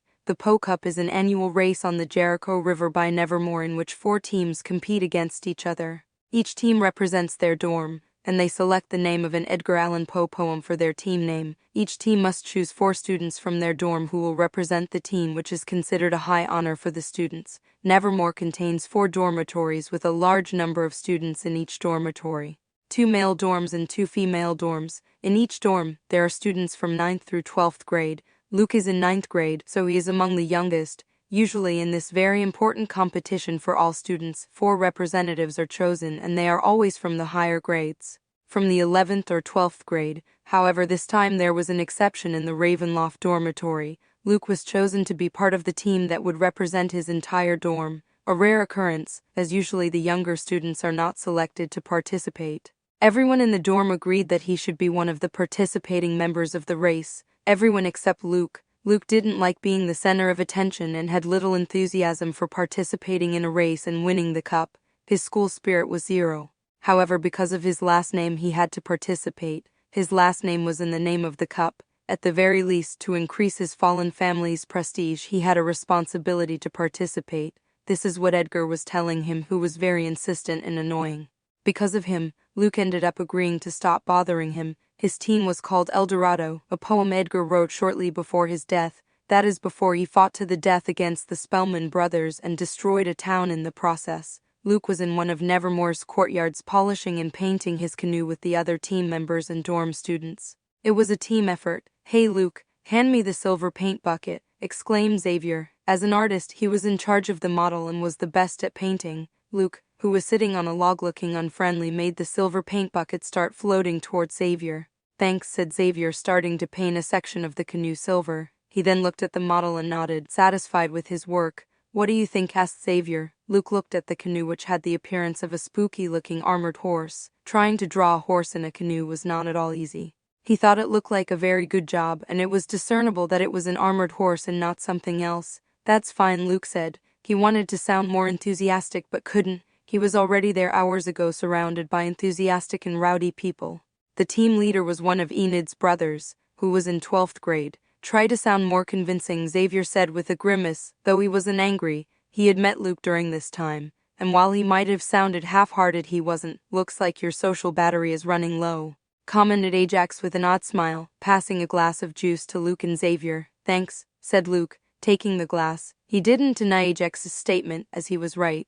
Luke took the juice as he watched Xavier and Ajax arguing about the canoe with other students. I hope that bitch didn't control Ajax, thought Luke, looking at the Gorgon boy. By bitch he meant Sabrina, who was currently dating Ajax. With her red aura, she could manipulate Ajax's emotions to control him like a slave without him noticing. Luke doesn't want to have to fight Ajax and the snakes in his head. One foolish mistake and he would be turned to stone, though it's not forever like the Medusa myth, since Ajax isn't strong enough, but it's long enough for Sabrina to assassinate him. Most likely in the race for the Poe Cup, Sabrina would try to assassinate Luke. From what the blonde told him earlier, she hated being at this school. Most likely she is impatient and wants to get it over with as soon as possible. The race is the perfect opportunity, as they must head to Raven Island with the canoes, a perfect place to plan someone's murder. He doesn't know what Sabrina will try, but he must be prepared. Luke couldn't yet read minds at an advanced level, so he didn't know what plan Sabrina had in mind, but he wasn't too terrified of the Spellman girl's strengths. The race may be more fun than I thought. Luke thought with a slight smile. Looks like you're having fun, brother-in-law, said a tall, muscular guy with a big smile. His name was Andrew, Enid's older brother. He was in his last year of school before going out into the real world. Brother-in-law, thought Luke with a strange expression. He was not yet united in marriage to Enid. Great day to paint a canoe, Luke said sarcastically. It was a day off from school and homework. He'd rather be in his room playing video games or hanging out with Enid, wasting time. Haha, that's the spirit, said Andrew, not understanding Luke's sarcasm and brutally patting him on the back. Take this, he added, passing a bag to Luke, who raised an eyebrow, not understanding what he needed this bag for. What's this? Asked Luke. All the materials for the costumes we'll be wearing on race day. I need you to give them to my lovely little sister and have her make them, replied Andrew, scratching his cheek. If you ask her, I'm sure she'll agree. She just has to make a few changes and knit here and there, he added. Fine, leave it to me, replied Luke. Taking the bag, Enid was very good at making costumes. She had custom-made Halloween costumes months ago, and knew I could count on you, Andrew said, patting Luke's back again. He then went to look at the canoe along with Xavier and the others. The enthusiasm runs in the family,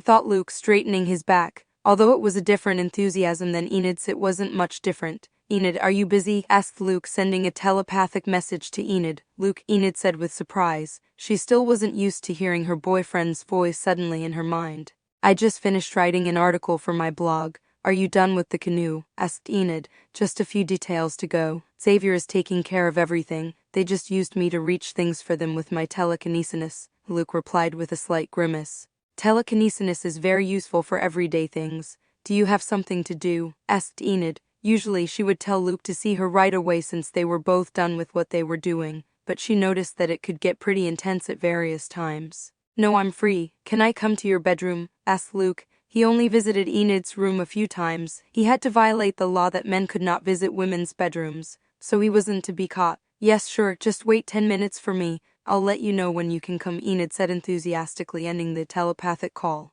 Enid was to tidy up her room. 10 minutes passed, and Enid told Luke that he could now go to her dorm. He had to be careful that the professor in charge of that dorm room didn't catch him. Luckily, he made it safely to Enid's room. Come in, quick, Enid said, opening the door and closing it quickly after Luke entered. As usual, her part of the room is very colorful, thought Luke, looking at Enid's colorful bed and all her objects that seemed to be in garish colors. Enid shared a room with Yoko, her best friend. Yoko's part of the room was very minimalistic with simple colors. The room was the same room Enid would share with Wednesday in a couple of years. Yoko's not here? Asked Luke. No, she must be in Divina's bedroom, replied Enid. They should make it official by now, commented Luke, setting the bag aside and sitting on Enid's bed. People close to Yoko and Divina had noticed that the two girls were in some sort of secret relationship. They were most likely afraid of others' prejudices since they were two women. Yes, we are already in the year 2021. If the outcasts were like normies, they would accept her without much trouble. To that you have to add that they are a siren and a vampire, said Enid, getting on top of Luke and interlocking her arms behind his head. Two totally different species and both female. Luke commented with a thoughtful look. He had grown accustomed to Enid's approaches by now. Although it was the year 2021 and same-sex relationships had become more normalized than in the past, that was for the normies. The outcasts were more closed-minded on such issues, especially because of offspring. It's not the same for a vampire and a vampire to have a baby as it is for a vampire and a siren to have a baby. The bloodline will be weaker. You have to be very lucky for the baby to have genes from both. Biology works in a very strange way if you ask Luke. But this is what Edgar explained to him and what was explained to him in class. On the other hand, outcasts take offspring very seriously. Your family might begrudgingly accept two different species marrying, but if people have the same gender, how the hell do they have offspring? Outcasts have a low population. They can't afford for their sons or daughters to have no offspring. That's the thinking of most outcasts. Even unlike normies, there are still arranged marriages between outcasts of the same species. If in the hypothetical case Luke likes people of the same gender, would be the end of the Poe bloodline.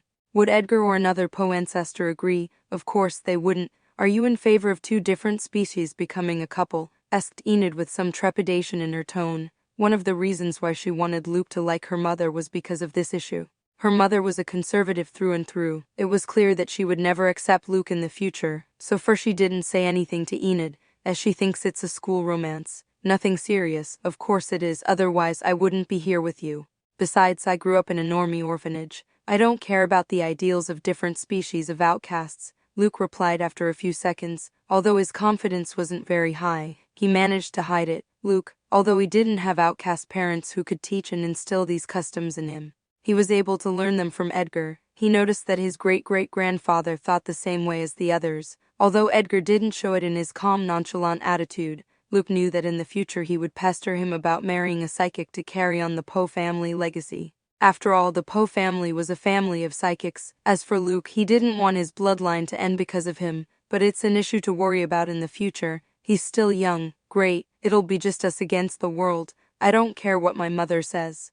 We'll get married and have wolf and psychic children, said Enid with a big cheer and a smile. You're thinking too much about the future, thought Luke, who only nodded with a slightly forced smile. Time passed, and they chatted about different things while wasting time. Luke told her about the suits they needed, and Enid happily agreed. She wouldn't let her boyfriend have a second-hand suit on race day. Later, Luke went back to his dorm and the days passed. The day of the Poe Cup finally arrived. Chapter 48's Poe Cup Eye.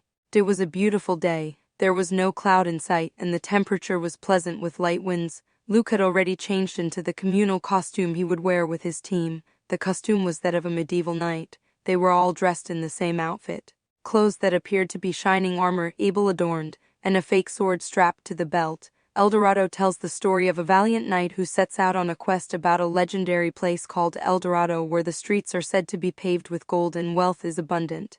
That's why they dressed up that way. Enid had custom-made the costume for each member of the team. She only did it for Luke, as otherwise she wouldn't help a rival dorm no matter how much her older brother is there. Just as he was about to go to the river where he would start the race with the others, he got a telepathic message from Veronica. Come to the statue of Edgar Allan Poe. I need to tell you something. It will be quick. Luke was surprised at Veronica's telepathic message. It had been a long time since they had used their telepathic link. Since they were both Blue Aura users, they created a link so that when Luke asked her for a book, the message would be sent much faster.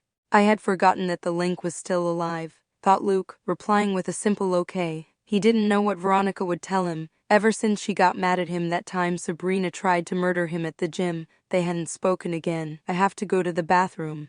I'll be right back, Luke said to Andrew, the team captain. They were already on their way to the river. At a fast pace, he arrived at the statue of his great-great-grandfather, which was the entrance to the Nightshade Society. Veronica was already waiting for him. Veronica was dressed as a treasure hunter. The name of her outfit was The Gold Bug. A well-known poem by Edgar Allan Poe is about the adventure of an individual who finds a coded message stating the location of Captain Kidd's fabulous treasure. Nice costume, Luke commented with an amused smile. It was rare to see Veronica in commoner's clothes. She was born in a cradle of gold and always dresses very fancy with jewels, necklaces, and rings. The same for you. The last thing you would be is a knight in silver armor, countered Veronica with a slight sneer. Since when did she get so good at talking back? Luke thought. Getting to the point. You should be careful with Sabrina. She might try something. I don't know the girls in the other dorm very well. They rarely let a 9th grader participate, said Veronica.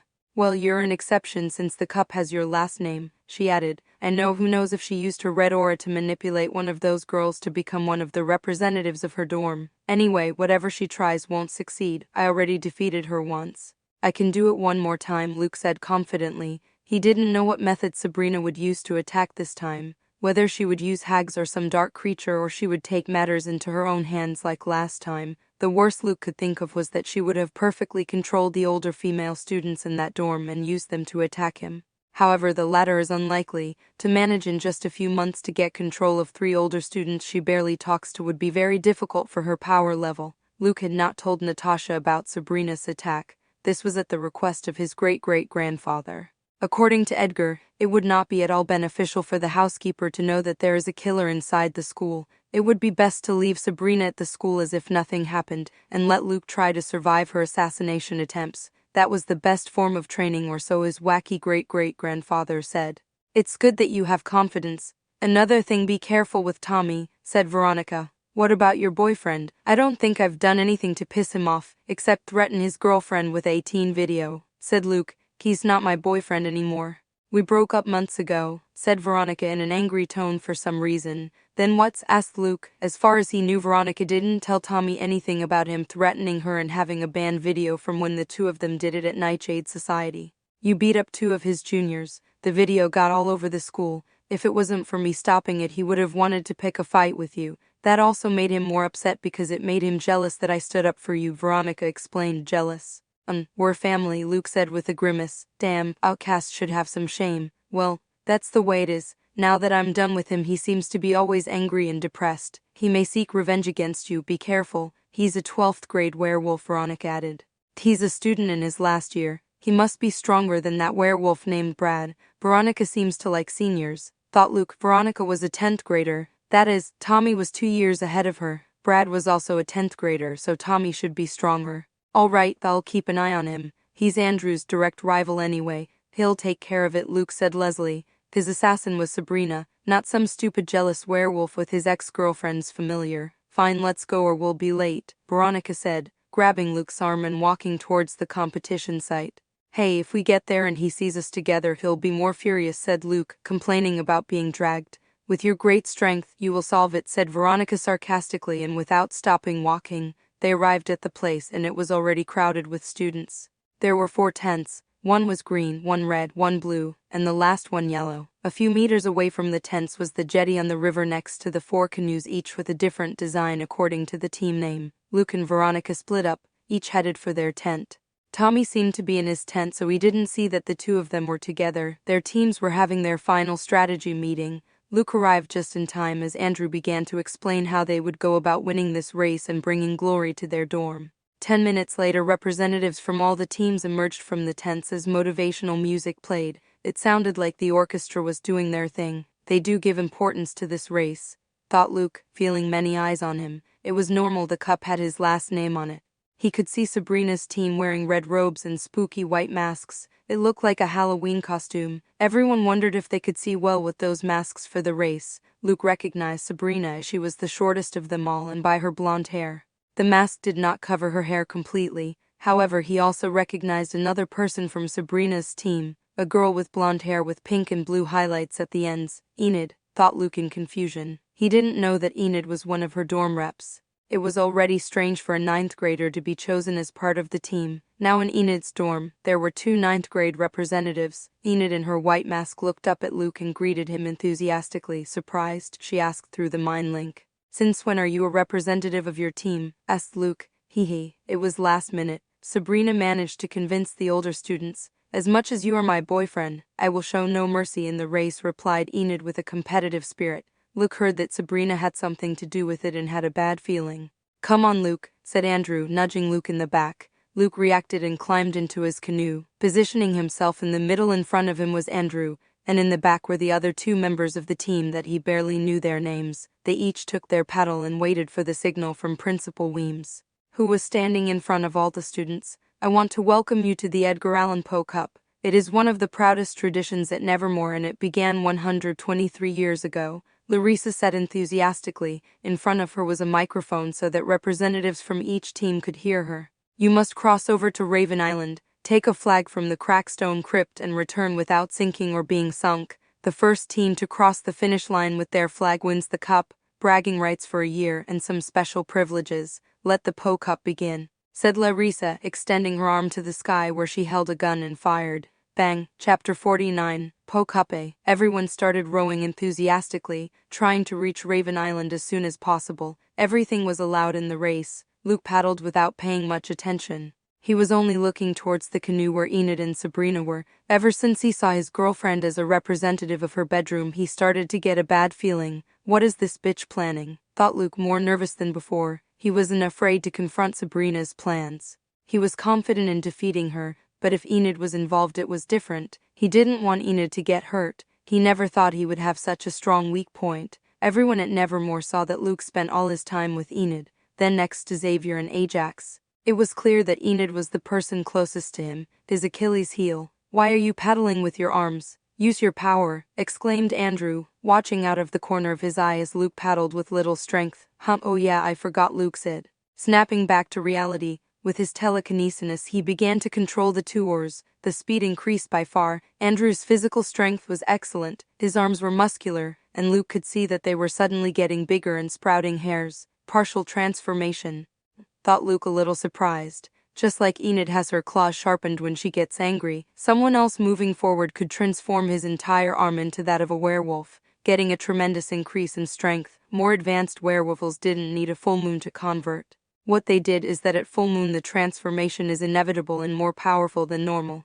so young werewolves use it to achieve their first full transformation. The average first transformation is at the age of 15. Luke's canoe took first place. His team consisted of 2 werewolves, a gorgon and him, a psychic. His task besides paddling with his telekinesis was to protect the boat from enemy attacks. With his telekinesis, he was the perfect person for that. If possible, he should attack the others. Should I destroy Sabrina's canoe? Thought Luke. That way Enid would never reach the island and would be safe from the Spellman girls' plans. The problem was that he had no usable object to control with his telekinesis and attack the canoe. He could use a psychic slashing blow, but it was easier to defend against. Take this. Luke heard a scream, so he turned his head. He saw Veronica's ex-boyfriend, Tommy, with a furious expression. His arm was transformed into a muscular, hairy werewolf arm. Tommy thrust his werewolf arm into the water.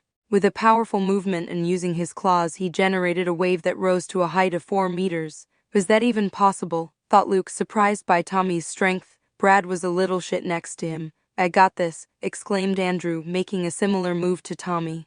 With his werewolf arm, he generated a wave of roughly the same height. The 2 waves head towards each other with unstoppable fury. Hold on, shouted the Gorgon boy, bracing for impact. The 2 waves collided with a deafening roar, sending a shower of water droplets in all directions. The waves break up into white foam, scattering in all directions and sending concentric ripples along the river. The 4 canoes are shaken by the force of the impact, reeling momentarily before stabilizing again. Do they want to kill someone? Thought Luke. With his telekinesis, he helped his canoe keep its balance and not be pushed backward. Thanks to this, their team managed to take the lead. The bad thing was that they became the target of the other 3 teams. Sabrina created 2 fireballs and launched them at Luke's canoe. What weak fireballs, thought Luke, deflecting the fireballs with his telekinesis. He made them head towards Tommy's canoe. It was useless to send them back to Sabrina's canoe as she could undo them. These fireballs were very weak compared to the ones Sabrina showed when she tried to assassinate him in the gym. They were even weaker than the ones she showed when she showed up in class several months ago. Damn psychic, growled Tommy, using water from the river to extinguish both fireballs. However, this caused him to lose time and be overtaken by Veronica's team. He does hate me, thought Luke with a grimace. Tommy did not recreate a wave of 4 meters or more to attack Luke's canoe, as it would only cause them to get further ahead by the impact of the remaining waves. Good job, brother-in-law. Keep paddling, there's not long to go, said Andrew with a grin, seeing Raven Island closer than ever. Daphne, the captain of the archery club and representative of the dormitory along with Veronica, launched several arrows at Luke's canoe. Their goal was to shoot several holes in them to sink it. I'll take those 2 arrows, said Justin, the other member of the team and a werewolf just like Andrew. With his claws he managed to shatter both arrows. However, there were 3 more incoming arrows that he would not manage to intercept. Luke was already ready to stop them with his telekinesis. It was not a difficult task. However, a voice rang in his mind commanding him to stop. It was the voice of Veronica, who was using mind control. In the past, Luke would not have been able to defend himself and would have stopped his movements, which, even if it was a couple of seconds, was enough for the arrows to hit his canoe. But to Veronica's bad luck, Luke recovered in less than a second. This was thanks to his improved mental defense. He was spending so much time training for a reason. He deflected the 3 arrows and sent them at a higher speed towards Sabrina's canoe. He had to take advantage of the fact that he now possessed sharp objects with which to attack. To help him in his training, Veronica thought, grumpily as she noticed that Luke quickly recovered from her mind control. The talent she saw in Luke was great. He could already defend himself from her mind control. He wasn't someone normal. Sabrina tried to burn the arrows with fireballs, but Luke changed their trajectory and made them dodge them, heading back to their target. Why is she acting so weak? Luke thought doubtfully. Just when he thought his arrows would hit Enid's canoe and sink it, one of the older students stood up and made a motion with her hands. She created telekinetic waves to deflect the trajectory of the arrows, causing them to hit the river and sink. Her control was precise and fast. The telekinetic, Luke thought with a grimace. He managed to watch as the telekinetic waves were manipulated. The race to Raven Island continued. It was very fierce, and any miss could end up causing your canoe to sink, and you ended up with moderate to severe injuries. Luke thought this race was much more brutal compared to the Wednesday series. The students would use every method necessary to attack you, sink your canoe and get first place. Thanks to Luke's telekinesis and the strength of Andrew and the other werewolf, they made it to Raven Island in first place. Luke and I will look for the flag. You guys take care of the boat, Andrew said as his canoe docked at a jetty on the island. The other two nodded, and Luke along with Andrew started running towards the center of the island. Although Justin the other werewolf would have greater speed thanks to his superhuman werewolf strength, Luke possessed telekinesis, a more useful ability for the battle that would break out on Raven Island. Yes, battles. Luke couldn't believe it when he heard it from Larissa's mouth. The other participants could attack the others as long as there was no danger to life. The other two would guard the canoe as the others could attack it, and when they arrived it would be sunk. After Luke's team arrived, Veronica's team arrived. Veronica and Daphne went down without wasting any time. Thirdly, Tommy's team arrived and jumped before reaching the pier and launched at high speed. He would not lose and in the process teach Andrew and that arrogant kid Poe a lesson. In last place, but not that far behind third, came Sabrina's team. Enid and Sabrina were the ones who went down and started heading towards the center of the island in search of the flag. As Sabrina stepped ashore, an invisible barrier covered the entire Raven Island. The barrier was not even visible. The members of the waiting canoes did not notice it. Now the real game begins, thought Sabrina with a smile behind her mask. Chapter 50. Poe Cup. Luke was running alongside Andrew in the direction of the crypt. The island was covered with dense vegetation, with trees swaying gently in the breeze. The sun's rays filtered through the leaves. Luke again heard an angry shout similar to when they were in the canoes. It was again Veronica's annoying ex-boyfriend running at an incredible speed without caring where he stepped. This time, he partially transformed his body into a werewolf's form. His arms and legs were covered in hair and strong-muscled, only his torso and head were missing, and he would be a 100% werewolf. His body was taller than normal because of his transformed limbs. The aura that enveloped him was heavy and intimidating. Gee, how annoying, Luke thought with a grimace. He felt Tommy's fury was directed at him as he looked at him as if they were mortal enemies. I'll take care of it. You run to the crypt, Andrew said with a grin. Running toward Tommy, shouted Andrew, partially transforming into a werewolf like his enemy. Luke kept running without looking back. He heard a loud rumble, most likely when the two werewolves collided. He had long ago learned that Wednesday's world was much stronger and more dangerous than the one he had seen in the Netflix series. Poe's run in the series was very uneventful. There weren't these intense fights over trying to grab the damn flag. Luke, with his extrasensory ability, managed to see two arrows heading towards him at an ever-increasing speed. He turned his head and with his telekinesis, deflected them without much difficulty. Hey, that's going a bit far, shouted Luke, looking towards Veronica and Daphne who were chasing him. Both girls were surprised that Luke realized that two arrows were heading towards him. The boy was running, making noise. How did he notice? All's fair in the Poe Cup. I'll show no mercy because you're my junior, Daphne said with her usual icy expression. Luke clicked his tongue slightly and kept running. All three were psychics, though he was a year younger with a head start. He would get to the crypt first, then he would see to his safe return to the canoe. I can't order him to stop if I don't make eye contact with him, Veronica said with a frown. It doesn't matter, he'll have to take the flag and turn around. At that point we will intercept him, said Daphne, and Veronica nodded. You're slow. I'll go ahead, added Daphne, starting to run faster. A girl shouldn't have muscles, said Veronica, justifying herself. Unlike her friend, she didn't do much physical activity. She was a rear-end person with a blue and green aura. Luke finally made it to the crypt. Joseph Crackstone's crypt was carved out of rock that already had a weathered appearance and was covered a bit with the island's vegetation. It had an ancient and mysterious appearance. Round the crypt, two humanoid statues stood more than 3 meters tall.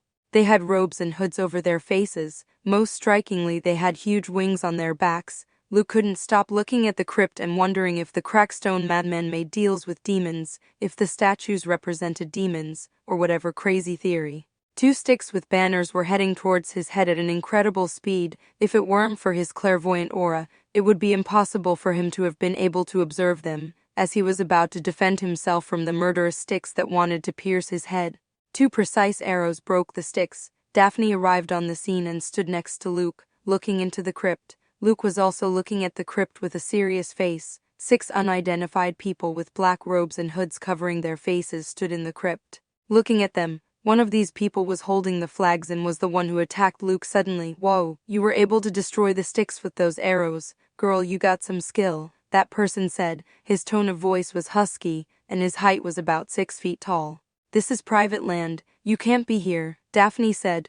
Looking cautiously at the unfamiliar group of people, she sensed a dark aura about most of them. These were not guests who wanted a cup of tea. Hiding our faces with hoods and masks is for a reason, don't you think? Said another of the people in a mocking tone. This person was lanky and of slim build. Don't tell me they're from the Academy of the Dark Arts, thought Luke. In his questioning of Sabrina, he managed to learn that the Spellman girl attended this academy, which was much more extreme than Nevermore. Perhaps she asked for help from her crazy friends to help complete her mission, though it didn't make much sense, because the girl always seemed to be confident that she could kill him easily. The other option is that they are members of the Spellman family, which is also a valid option. Luke, without thinking twice, controlled with his telekinesis the fragments of sticks that were thrown at the large man. The speed surpassed that of the man who covered himself with his X-shaped arms. "Hey, easy famous guy," said the man, his tone hiding astonishment. He could only take cover, he couldn't have tried to dodge. His skin is tougher than normal. A werewolf, thought Luke. He had 6 enemies that would most likely be here to assassinate him. He had to know what abilities they had as soon as possible. He could find out if he used his clairvoyance, but the ability to see the powers of others is visible, and he doesn't want Sabrina to know he has another aura. He's not sure if he'll be able to kill everyone. He does not want hooded people to escape and have information that possesses more than one aura. "Who are these people?" asked Veronica, finally reaching the crypt. "People who want to kill me," Luke thought, but said nothing. "Enemies, get ready," replied Daphne, putting 3 arrows from one in her bow. "Kill, kill, kill," whispered 2 of the hooded men as they crouched down a little and put their hands on their heads. "It is no longer possible to control its bloodlust," thought one of the hooded men sitting on top of the crypt. His figure was smaller and more delicate. "Kill those 2 girls," said the hooded person. His words seemed to have special powers over the 2 hooded men, who seemed to want to murder at all costs. It was as if the chains that once bound them had been destroyed. "Kill, kill, kill, kill," they shouted, breaking the hood and exposing their faces. These were 2 ugly old hags. Hags again, this time it's 2 of them, Luke thought with a frown, watching the hags launch themselves at Veronica and Daphne. Another thing that struck him as odd was that the hags were very patient until that small-built person ordered them to kill Veronica and Daphne, as if he could control them. He had no more time to think as 2 hooded men attacked him. One was the one who attacked him earlier with the flag sticks, and the other was the lanky one with a mocking tone of voice. "You're ours, famous writer," shouted the burly man, crushing the place where Luke was before. Luke, to dodge the blow of this person who surpassed him in physical strength and speed, used telekinetic waves to push himself. It was a strange feeling to be hit by the very telekinetic waves that you control, but if you control the power well, it is as if the wind pushes you gently without doing much damage. He could only track her movements thanks to his observation of Haki. If he only had his telekinetic aura, he wouldn't be able to dodge it and would have to fight head-on. "Luke," thought Veronica worriedly, looking towards Luke, who was attacked by 2 sane enemy people. "Not like the hag." "Pay attention, Veronica," shouted Daphne, defending herself from a hag attack. Veronica turned her attention back to her battle and noticed that she had a hag a medium distance away from her. The hag stretched out her arm and swung at her. "That attack is not going anywhere," thought Veronica confidently. What she didn't expect was that the hag's arm stretched out to reach her stomach and hit her. Luckily, she managed to take a step back and lessen the impact of the blow. Luke was paying 100% attention to their fight. It was a 2 versus 1. Nothing was clean, but it was to be expected from their enemies. 2 of the hooded people stood in the crypt watching the whole situation. To Luke's surprise, he was at a disadvantage. He wanted to immobilize or send the attacking strongman flying, but his telekinetic waves were stopped. This was because of the lanky man who was making gestures with his hands and was only following his companion, a kind of support. "He's a faceless one, the perfect outcast to counter a telekinetic," said Edgar, coming out of the collar and watching his descendant fight. "I know, you don't have to tell me," said Luke with a grimace. In his time at Nevermore, Luke learned the power of the faceless, a type of outcast who, as the name implies, is faceless. These outcasts have the power to alter matter. This allows them to change the physical form of objects or create them from nothing. The ability Luke's faceless enemy is using is to distort space with his manipulation of matter at the molecular level. This way, he stops Luke's telekinetic waves that want to immobilize or send his partner flying. What an annoying ability, thought Luke. Looking at the lanky guy with a frown, the desire to crush this faceless one was growing more and more. "Stop dodging, you bastard," shouted the hulking man, striking Luke with his sharp grip. Luke was pushed by an invisible force at just the right moment, managing to dodge his enemy's blow. Since he launched the telekinetic waves at the right moment, He didn't give the faceless man a chance to interfere with them. Besides that, the faceless one has a range of distance. He would have to be close to Luke to want to stop the very telekinetic waves Luke uses on himself. The hooded man's claws sank deep into the bark, ripping, splintering, and tearing the wood. As it got caught with its claws, it gave Luke time to get to a safer distance and regain some air. With that, I can be sure it's a werewolf, Luke thought, seeing the hooded man's furry clawed hand. How does he dodge Sid's attacks? Thought the faceless one, surprised by Luke's perfect dodges. One would assume that a psychic with a yellow aura wouldn't have the reflexes to dodge the swift attacks of his werewolf partner. He knew Luke used telekinetic waves to push himself. But for this you needed a huge reaction speed. It was as if Luke knew how and where his partner would attack. The barrier won't last long. We must finish it as soon as possible, said the faceless one in a low tone near Sid. Good, he won't get away from me this time, growled the werewolf, pulling his claws out of the tree and leaving a large mark. Escape? Asked Luke in a cold tone. The earth began to shake intensely. A tree behind Luke began to rise higher and higher, defying gravity itself. The roots, once deeply rooted in the earth, twist and tear as the tree rises, leaving a dark, empty hole in the ground. The tree's branches shake in protest as they pull away from the ground, reaching higher and higher. Finally, a tree over 10 meters and 300 inch or more stopped in midair and hovered behind Luke. The werewolf and the faceless one gawked at the floating tree. Though their expressions were not visible, they had masks on. This is not good, thought the faceless one, swallowing saliva. His manipulation of the matter could no longer do anything. This is because Luke is already controlling the tree. The tree is under Luke's direct control. Besides, no matter how much he wanted to, he couldn't distort space to try to render Luke's telekinesis useless. He would have to be too fast to encompass the entire tree, which was over 10 meters long. Chapter 51. Poe Cup. Crush them without mercy, encouraged Edgar from the side. Luke didn't hesitate. The tree sped toward the two hooded men, who could do nothing to avoid it. A deafening roar was heard as the tree crashed into the hooded men. The ground shook under the impact, and the earth rose in a cloud of dust and fallen leaves. Both were sent flying through the air like kites. The werewolf grunted in pain as his muscles tensed to resist the impact, but it was all to no avail. He went rolling across the ground at high speed, leaving a trail of dirt in his wake. The faceless one twisted in midair before crashing into a nearby tree with a thud. He lifted that tree in a matter of seconds. The information we had from his power is wrong, thought the faceless, feeling pain all over his body. His condition was not good at all. The werewolf was in better condition, as his physique was superior to that of the average outcast. However, he could barely stand up. A blow from a 300 kg or more tree at a fast speed is no small joke. A normie would have died with that attack.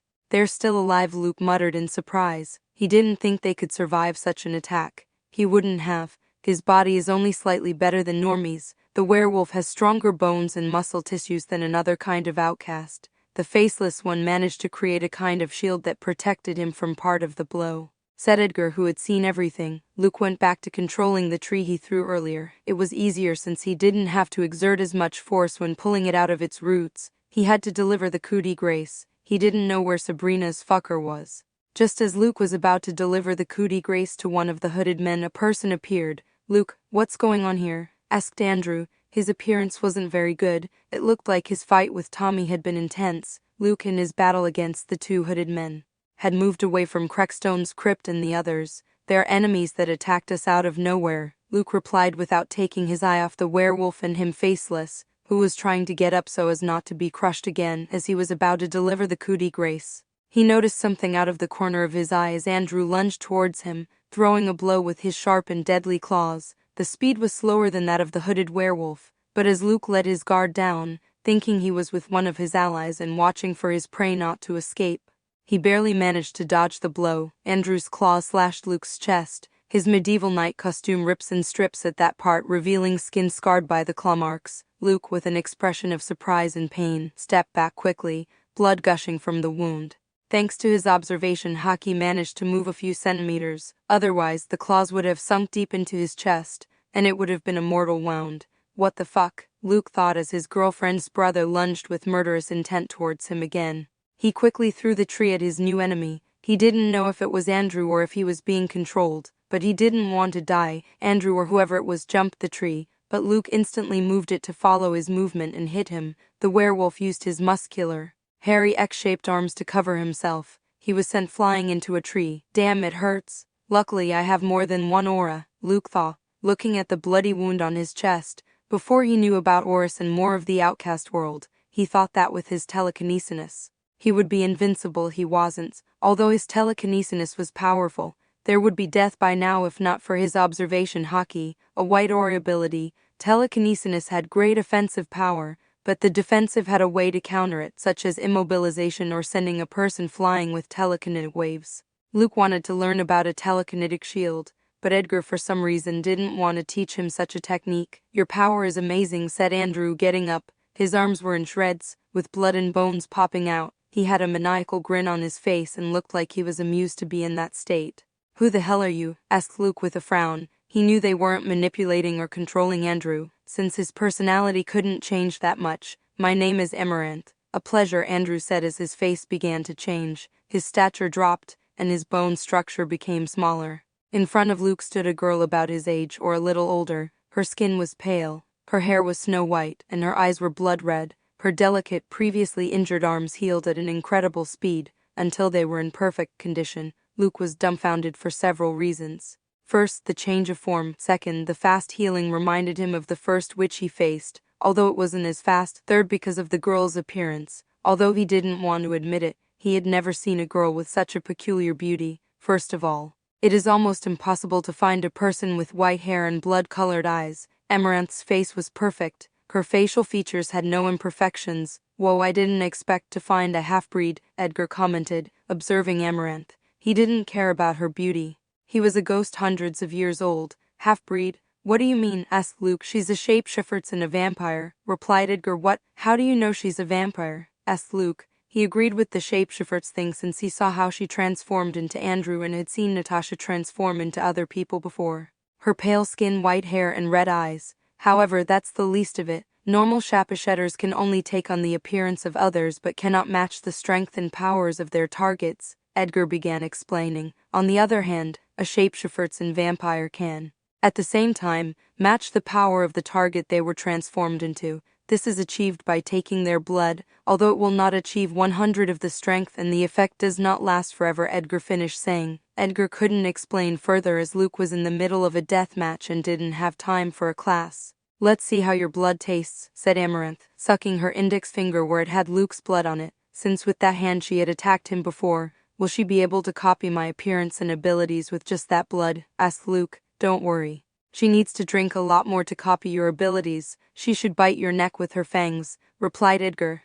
Delicious. I've never tasted such delicious blood, Amaranth said with a mad grin. Amaranth began to lick her handful of Luke's blood with great speed and an expression of pleasure. Delicious, delicious, delicious, delicious, muttered Amaranth, licking all of Luke's blood from her hand. Her body seemed to be writhing as she tasted the blood. She's crazy, thought Luke, backing up a few steps. Finally, Amaranth had no more blood to lick and looked at Luke with eyes of desire. Can I have some of your blood? It won't hurt, Amaranth asked longingly. Any man seeing Amaranth's longing expression would tell her yes instantly, but Luke was grimacing. He did not respond. The tree he used earlier began to float again. Oh, you're a difficult boy.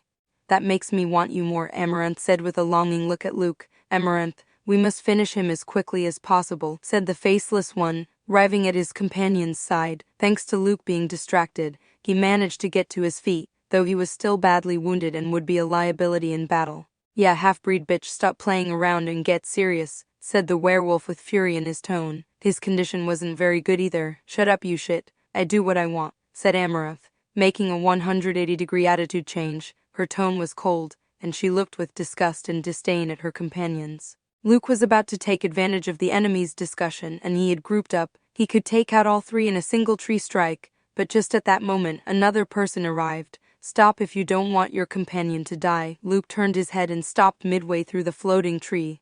This was the person of short stature and a small build who ordered the hags to attack Veronica and Daphne. Next to him was Enid, imprisoned. Chapter 52, Poe Cup v. Luke's fury increased when he saw the state Enid was in. Her red robe had several cuts where blood was oozing out of her skin.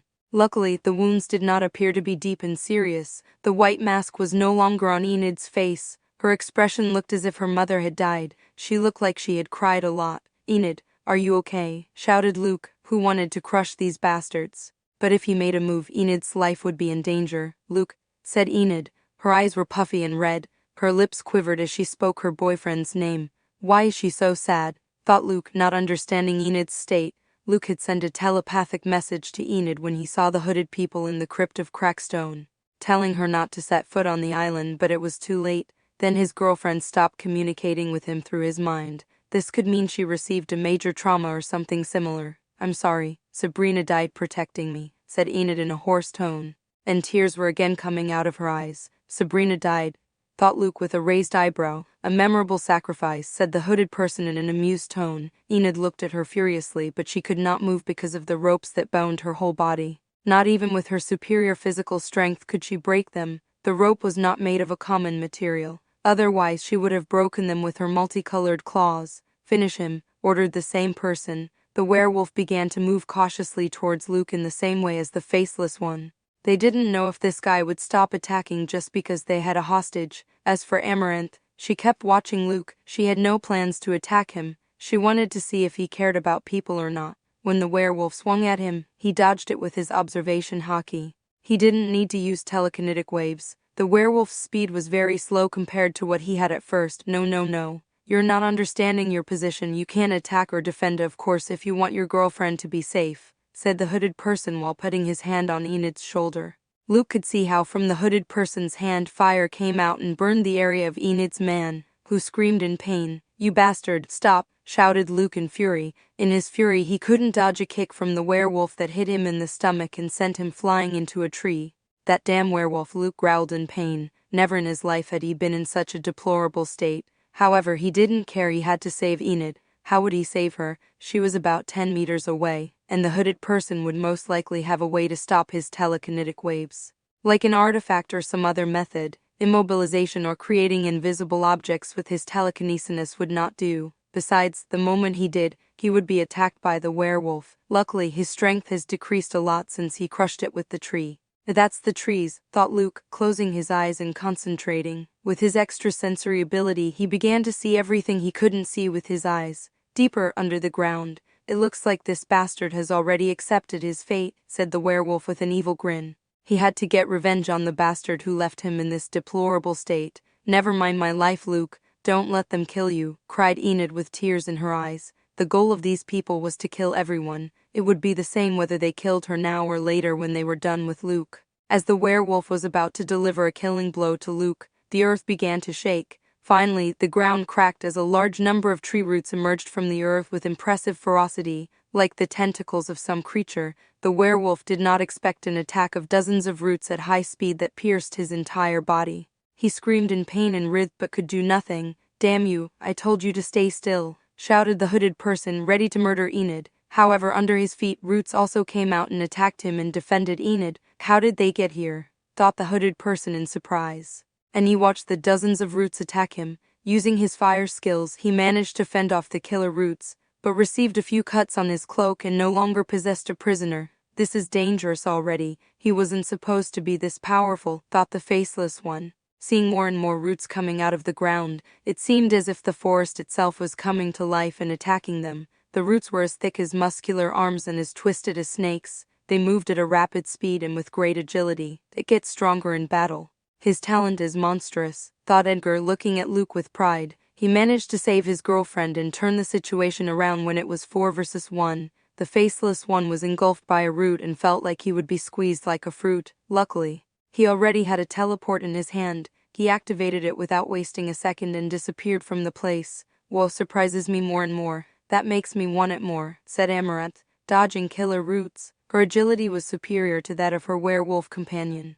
However, this is getting dangerous, thought Amaranth, seeing more and more roots that wanted to tear her apart. She realized that Luke's goal was to mercilessly murder them. Amaranth pulled out a faceless-like teleport from one of her pockets and activated it. She disappeared in a second. The place where she was before was bombarded by roots, but no one was there anymore. Damn rats, Luke cursed, focusing all his attention on the one remaining hooded man he wanted to murder the most since he dared to hurt Enid and threaten him. Why did it all end this way?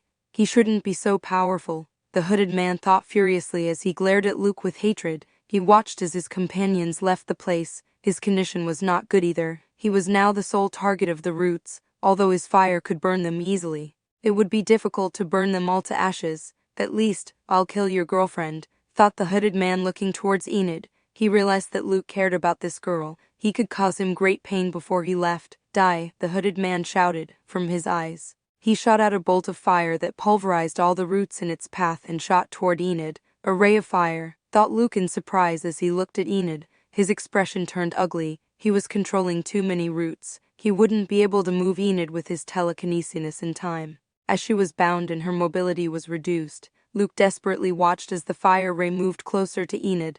Just at that moment, a creature running on all fours jumped out at the last moment, saving Enid from being pulverized. The ground where the fire ray passed through was completely black, with some flames burning. She narrowly escaped, thought the hooded person with fury. Now he had to leave this place. His mission had failed. He never thought that what would be a slaughter of outcasts with weak ideals would end this way. You fucking bitch. Will you go now? Shouted Luke angrily, watching as the hooded woman reached into her pocket for a teleport. With the ray of fire, he knew it was Sabrina Spellman's bitch. Using all his concentration on a single root, he attacked Sabrina. The speed of the root was much greater than before. First, Luke only decided to control that one root, and because of his fury, the root pierced Sabrina's eye. But before it could pierce her brain, the girl disappeared from the spot. Shit, cursed Luke, stomping the ground in fury. A bad choice. He felt great pain in all his bones for doing that.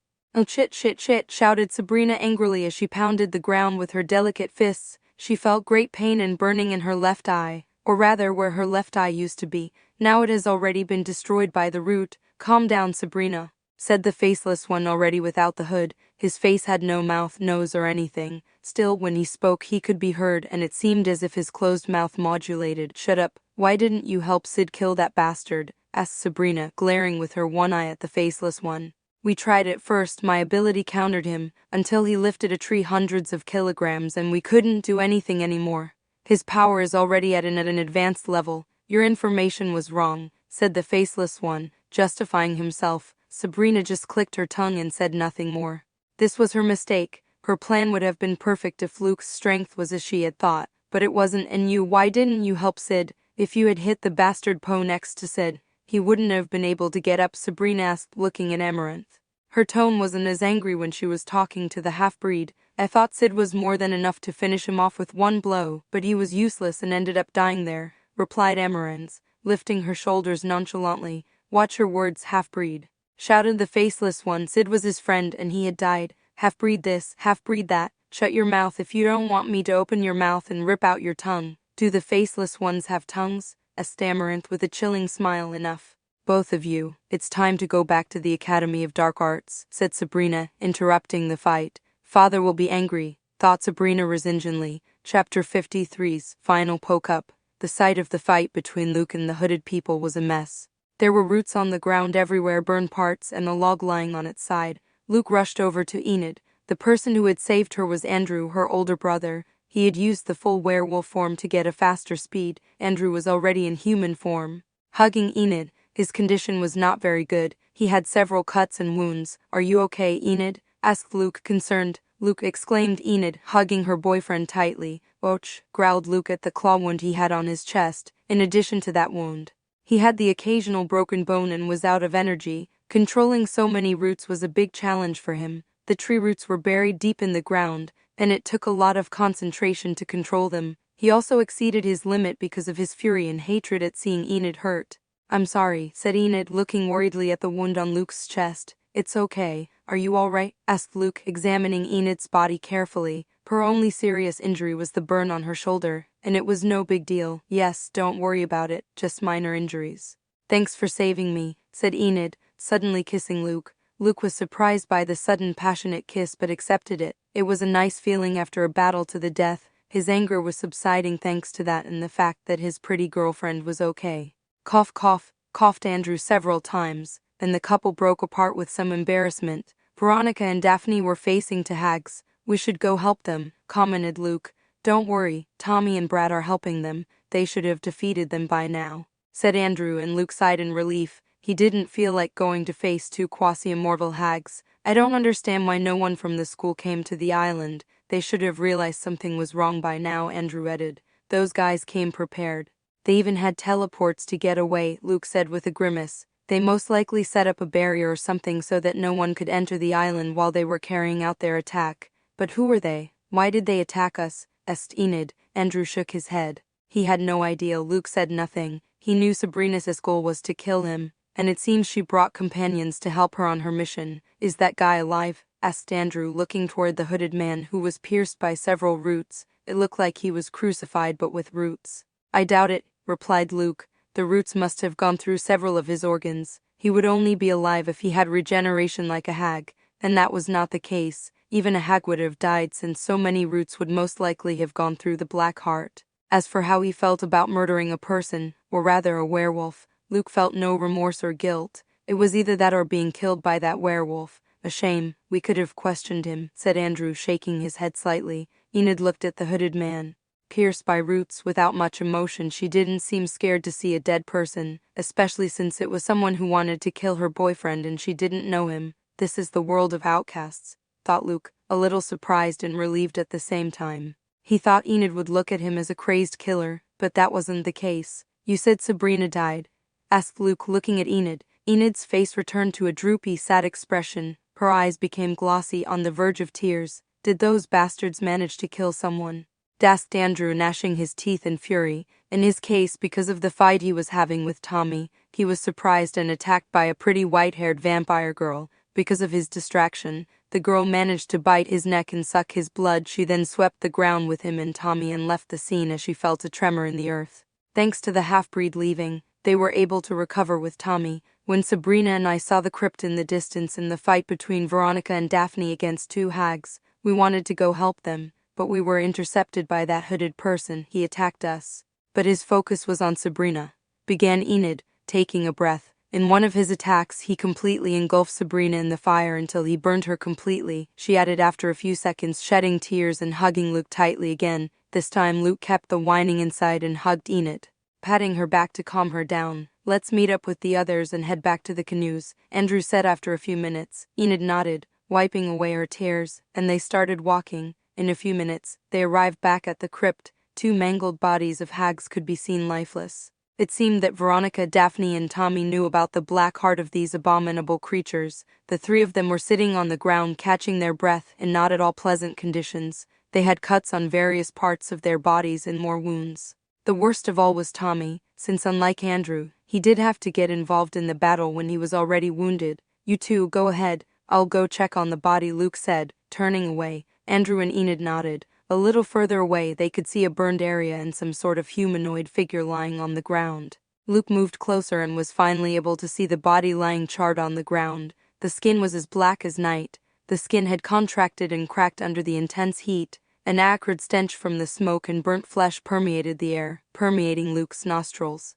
Disgusting, Luke thought in disgust, holding his nose. This person is not Sabrina, said Luke, looking at Edgar, who hovered and watched the body. It's possible. It's hard to find two people using the same skill with the same power. Use your third eye to check it out, Edgar said. Luke concentrated. In a few seconds, an eye appeared in the center of his forehead. The eye was similar to his normal eyes. It just had a soft ethereal light glowing around it, as if it were illuminated. This ability was called the Eye of Truth, a skill that every clairvoyant should learn. It allows the user to see the auras and powers of other people. It is not easy to learn. Luke found it more difficult to learn than learning through the detection of intentions for battle, or as he calls it, the hockey of observation.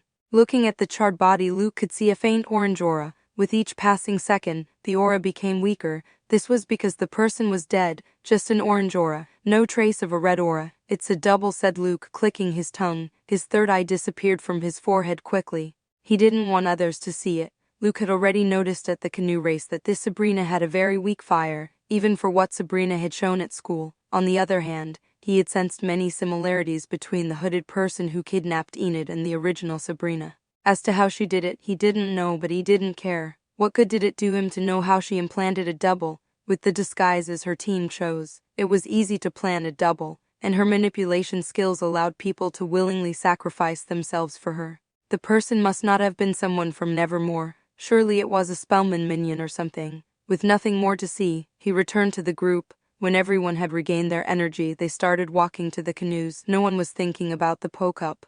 What had happened here was a big scandal. The trip was silent. Everyone was processing what had just happened. a Nevermore student was killed by unidentified people. The only one who seemed unaffected by this was Luke, as he knew it was all a hoax, even though the dead person was real.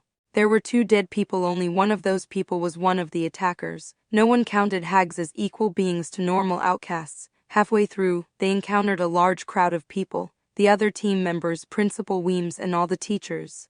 They were horrified to see the state of the students, and more so when they heard about the attack by the strangers and that one student had burned to death. It was a long day for Luke. Thus, the 125th edition of the Poe Cup came to an end, without a winner. The most tragic Poe Cup since the competition was created. Chapter 54. Increased Strength. The month of May had begun. It had been a few days since the end of the tragic Poe Cup, where Sabrina Jones was burned to death in an attack by an unidentified group.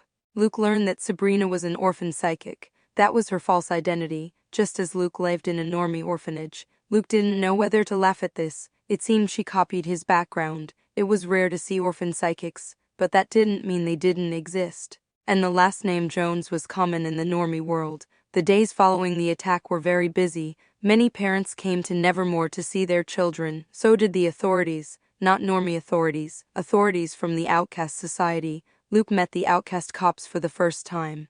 They had not appeared in Wednesday's series. He was questioned by them, not by criminals, as a witness to the incident. He was not the only one. All the students who were at Raven Island had to converse with the outcast police. So you used your telekinesis to control the roots and murder the hooded man who was a wolf shoulder? Asked a middle-aged man with a serious face. His beard was somewhat unkempt, and he wore a black uniform with a distinctive badge on the right side. Yes, before he attacks me with his huge claws, Luke said, emphasizing that part. Don't worry, you won't have charges against you. It was self-defense and there were witnesses. Otherwise, you would have ended up like your classmate, said the man. Luke nodded. The outcast rules were too different for his luck. Even though he killed a person, he wouldn't even get a punishment. I don't know why I'm surprised.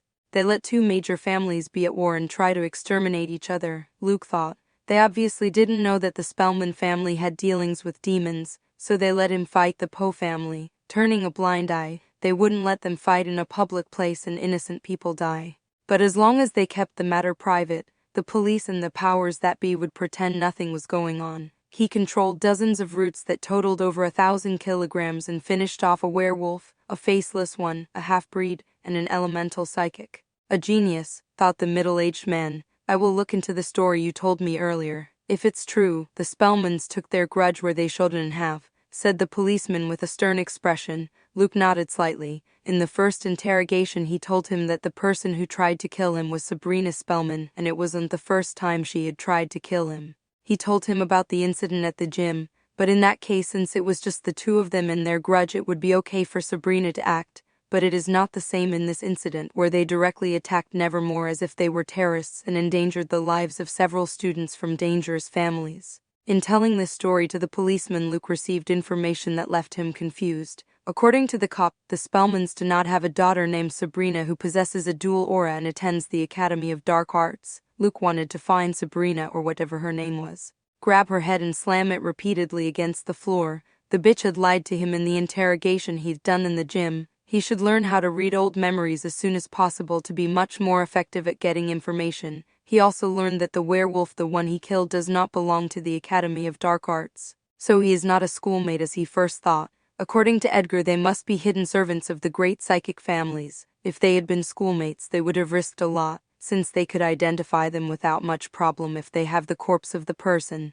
Thank you for the information. I will look into it, but next time try to find tangible evidence, said the policeman. He couldn't blame a large psychic family like the Spellmans for such an attack without such evidence, but it wasn't crazy to think that they would want to murder Luke. As a high-ranking agent in the outcast police force, he knows about the old grudge between the Poes and the Spellmans. He doesn't think it's the Spellmans, though. With a little information he learns that when John Poe attended Nevermore, the Spellmans did not attack him.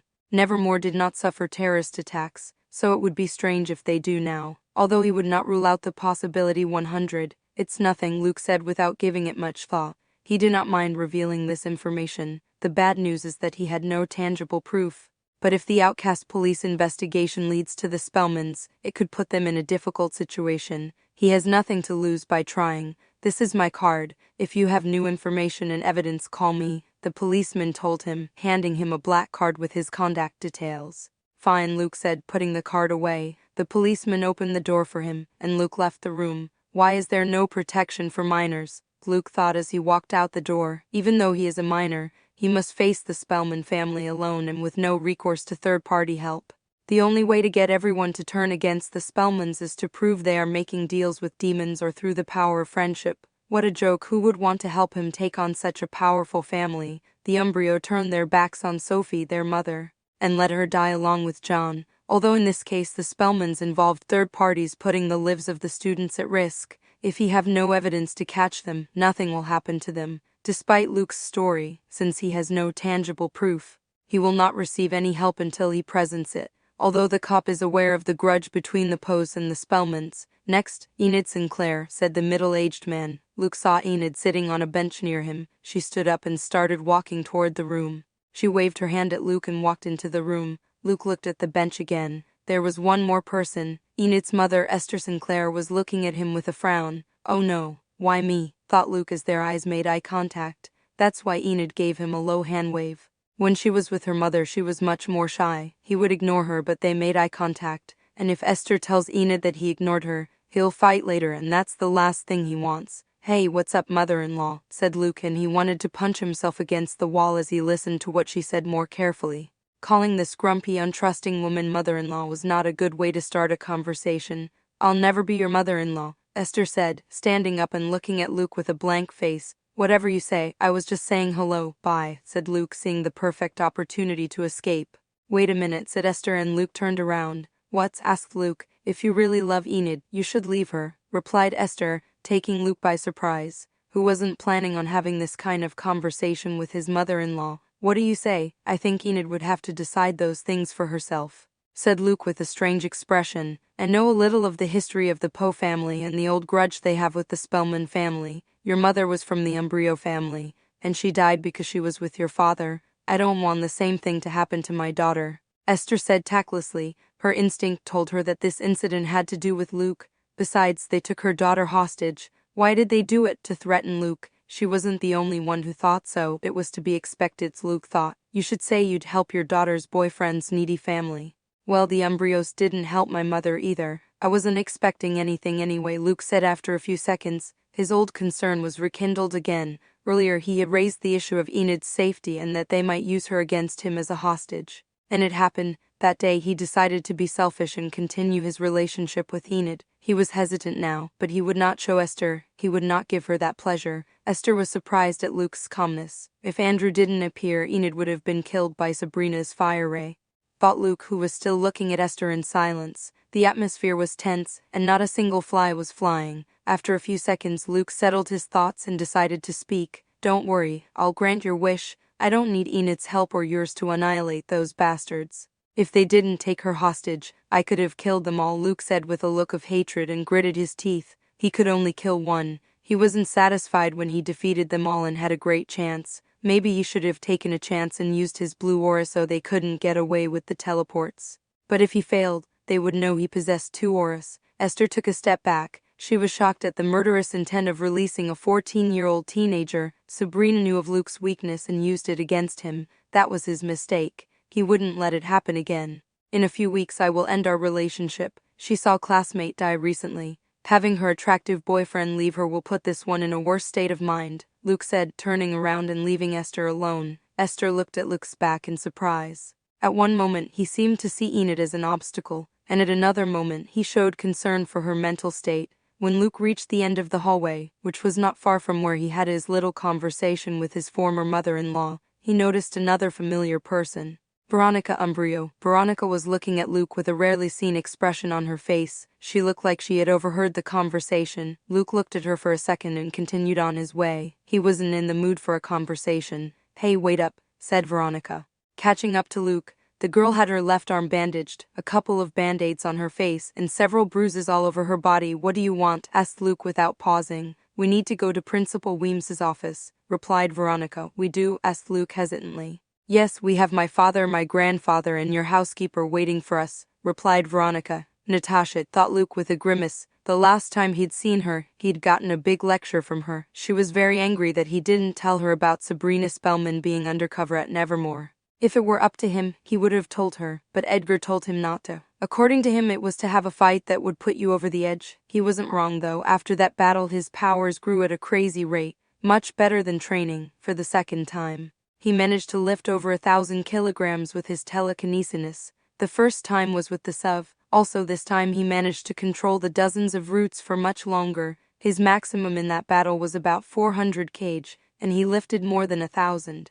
Controlling the roots with precision and digging them up, this achievement made his maximum weight grow by several levels. These days he went to the gym and was able to lift over 800 kg. His strength more than doubled. It is hard to believe, according to Edgar. It was normal since, in a situation of stress and adrenaline, he managed to control more than 1,000 kilograms for several minutes and with precision, so it was normal that his maximum weight had this substantial increase. His clairvoyance abilities also improved as he used them in battle. His blue aura abilities remained the same since he didn't use them. "Alright, let's go," Luke said dryly, heading to a new destination. The last thing he wanted was to be reunited with his mother's relatives. His mother's father and her brother would be Luke's uncle and grandfather. Chapter 55. Umbrio Family. Luke was sitting in Principal Weem's office. There were Natasha, Veronica, the principal herself, and two people Luke didn't want to converse with. His grandfather and his uncle are on his mother's side. His uncle's name was William Umbrio. He was older than Sophie, Luke's mother, and Veronica's father. He is an elegant, well-dressed, middle-aged man. He had a neat beard and sky-blue eyes, just like Luke. To Luke, he is like the stereotypical successful businessman who plays golf and laughs like a millionaire. He wasn't far from the truth. The Umbrio family were millionaires with a presence in the normie and outcast worlds. William's face was serious and slightly frowning as he examined Luke, the son of his deceased sister. At no time did he show any affectionate emotions towards his nephew. Even though it was the first time he had seen him, his grandfather's name was Stanley Umbrio, the current leader of the Umbrio family. His face was wrinkled, his hair and beard were white, and he had sky-blue eyes. He wore a white formal suit with a tie. Stanley's expression when he saw Luke changed and showed much more emotion than William's. In his grandson he saw strong resemblance to his daughter, Sophie. "So Luke, are you all right? I heard from Veronica that you got injured against those hooded men," asked Stanley in a concerned tone. He sounded like a grandfather concerned for his grandson's health. "Yeah, great, I'm almost dead, but I feel great," said Luke in a sarcastic tone. "Respect your grandfather," said William in a stern tone. "Grandfather, don't confuse things. I do not consider you my family," Luke said with little patience. What he was missing was that now these strangers wanted to resume their family ties with him. After 14 years, the atmosphere in the room fell into an uncomfortable silence. "I didn't gather you here to have an emotional family reunion," said Natasha, breaking the silence. "What did you call us here for, traitor?" asked William in exasperation. Like Luke, the last thing he wanted was to continue to have ties with the Poe family. It was not good business. "Traitor," repeated Luke in confusion. "Yes, traitor. Your housekeeper was a servant of the Umbrio family. Or do you think your father, the last member of the ruined Poe family, would have a servant? Of course he wouldn't. She followed my sister into the Poe family's personal war. We're putting our family in a very awkward situation," William explained with some derision. "Well, I didn't know that," thought Luke without giving much importance to the mockery of his nice and sympathetic uncle. From what he heard from Edgar, Natasha was closer to his mother, so it made sense that she belonged to the Umbrio family. "That's enough, William. Why did you ask us to meet here, Natasha?" asked Stalin, looking at Natasha. "For you to read this," Natasha replied, pulling out 2 old rolls of paper from one of her pockets. Both rolls were old. They looked to be several years old since they were used. "What is this?" asked Stalin, taking one of the rolls passed to him by Natasha. The other roll she handed to Larissa, who looked on in confusion. Luke had no idea what was going on either. "The last 2 letters Sophie wrote days before her death," Natasha replied. Stalin's hands shook, and he looked at the letter with some regret. Larissa also seemed to go through many emotions as she looked at the letter. "Why are you handing them over now?" asked William cautiously. "I got them back recently, when I returned to Jericho after many years. This was the right time for them to be read," replied Natasha. Both Stalin and Larissa unrolled the letter, which was long, and began to read it in silence. The atmosphere in the room was silent again. William approached his father and read the letter. "What does that letter say?" asked Luke, mentally having a bad feeling. "Something that will save us time to fight the Spellmans," replied Natasha. "I thought the Poe family's problems should be solved by the Poe family," said Luke. Remembering an old phrase Natasha said when she talked to Larissa months ago in this very office. "Just shut your mouth," said Natasha with a slight frown. She said that phrase referred to normal Poe family grudges, like vendettas, family wars, and the usual stuff. However, when demons are involved, it's different. It's already a much bigger problem. At the time, she met with Larissa months ago and said that phrase was because she couldn't tell her that the Spellmans were making deals with demons. Instead, she will now read Sophie's letter. "I've got my mouth shut," Luke said through his mind. "You're very annoying when you put your mind to it." "Just shut your telepathic mouth," said Natasha, rolling her eyes. "Is this true?" asked Stalin, who finished reading the letter. His eyes were shining. It seemed that at any moment, a tear or two might escape his eyes. "Why didn't she ever tell me? I would have helped her no matter what," Larissa said, wiping the tears from her eyes. "Father, this doesn't make any sense at all. Is the prestigious Spellman family making deals with demons?" "Impossible. My sister wants to manipulate you so that the embryo family will help the Poe family with their war," said William, raising his tone of voice. "Why would she tell you after she's dead?" asked Natasha angrily. "I don't know. Who knows what was going through her head? Those accusations are very serious. A simple letter saying that the Spellmans make deals with demons is not enough," said William. "Silence. Why didn't Sophie tell me this before?" asked Stalin regretfully. If he had known sooner, he would not have abandoned his daughter. Unlike William, he did believe Sophie's letter, because she didn't want to put the embryo family in a difficult position. She knew she needed hard evidence so that the embryo could intervene directly, replied Natasha. "And why did she write this without any hard evidence?" asked William. "Didn't you read the letter?" asked Natasha. William looked at Luke for several seconds, clicked his tongue, and stopped looking at him. "What was that?" thought Luke. "All right, I'll comply with Sophie's last request," said Stalin, putting the letter in one of his pockets. "Father, we can't do that. That will show that we will take a stand against the Spellmans. A war is not good for our family," said William in disbelief. "The decision is made, William," said Stalin in an irrefutable tone. "I don't want them to face the Spellmans. I just want Luke to spend his summer vacation at the embryo farm.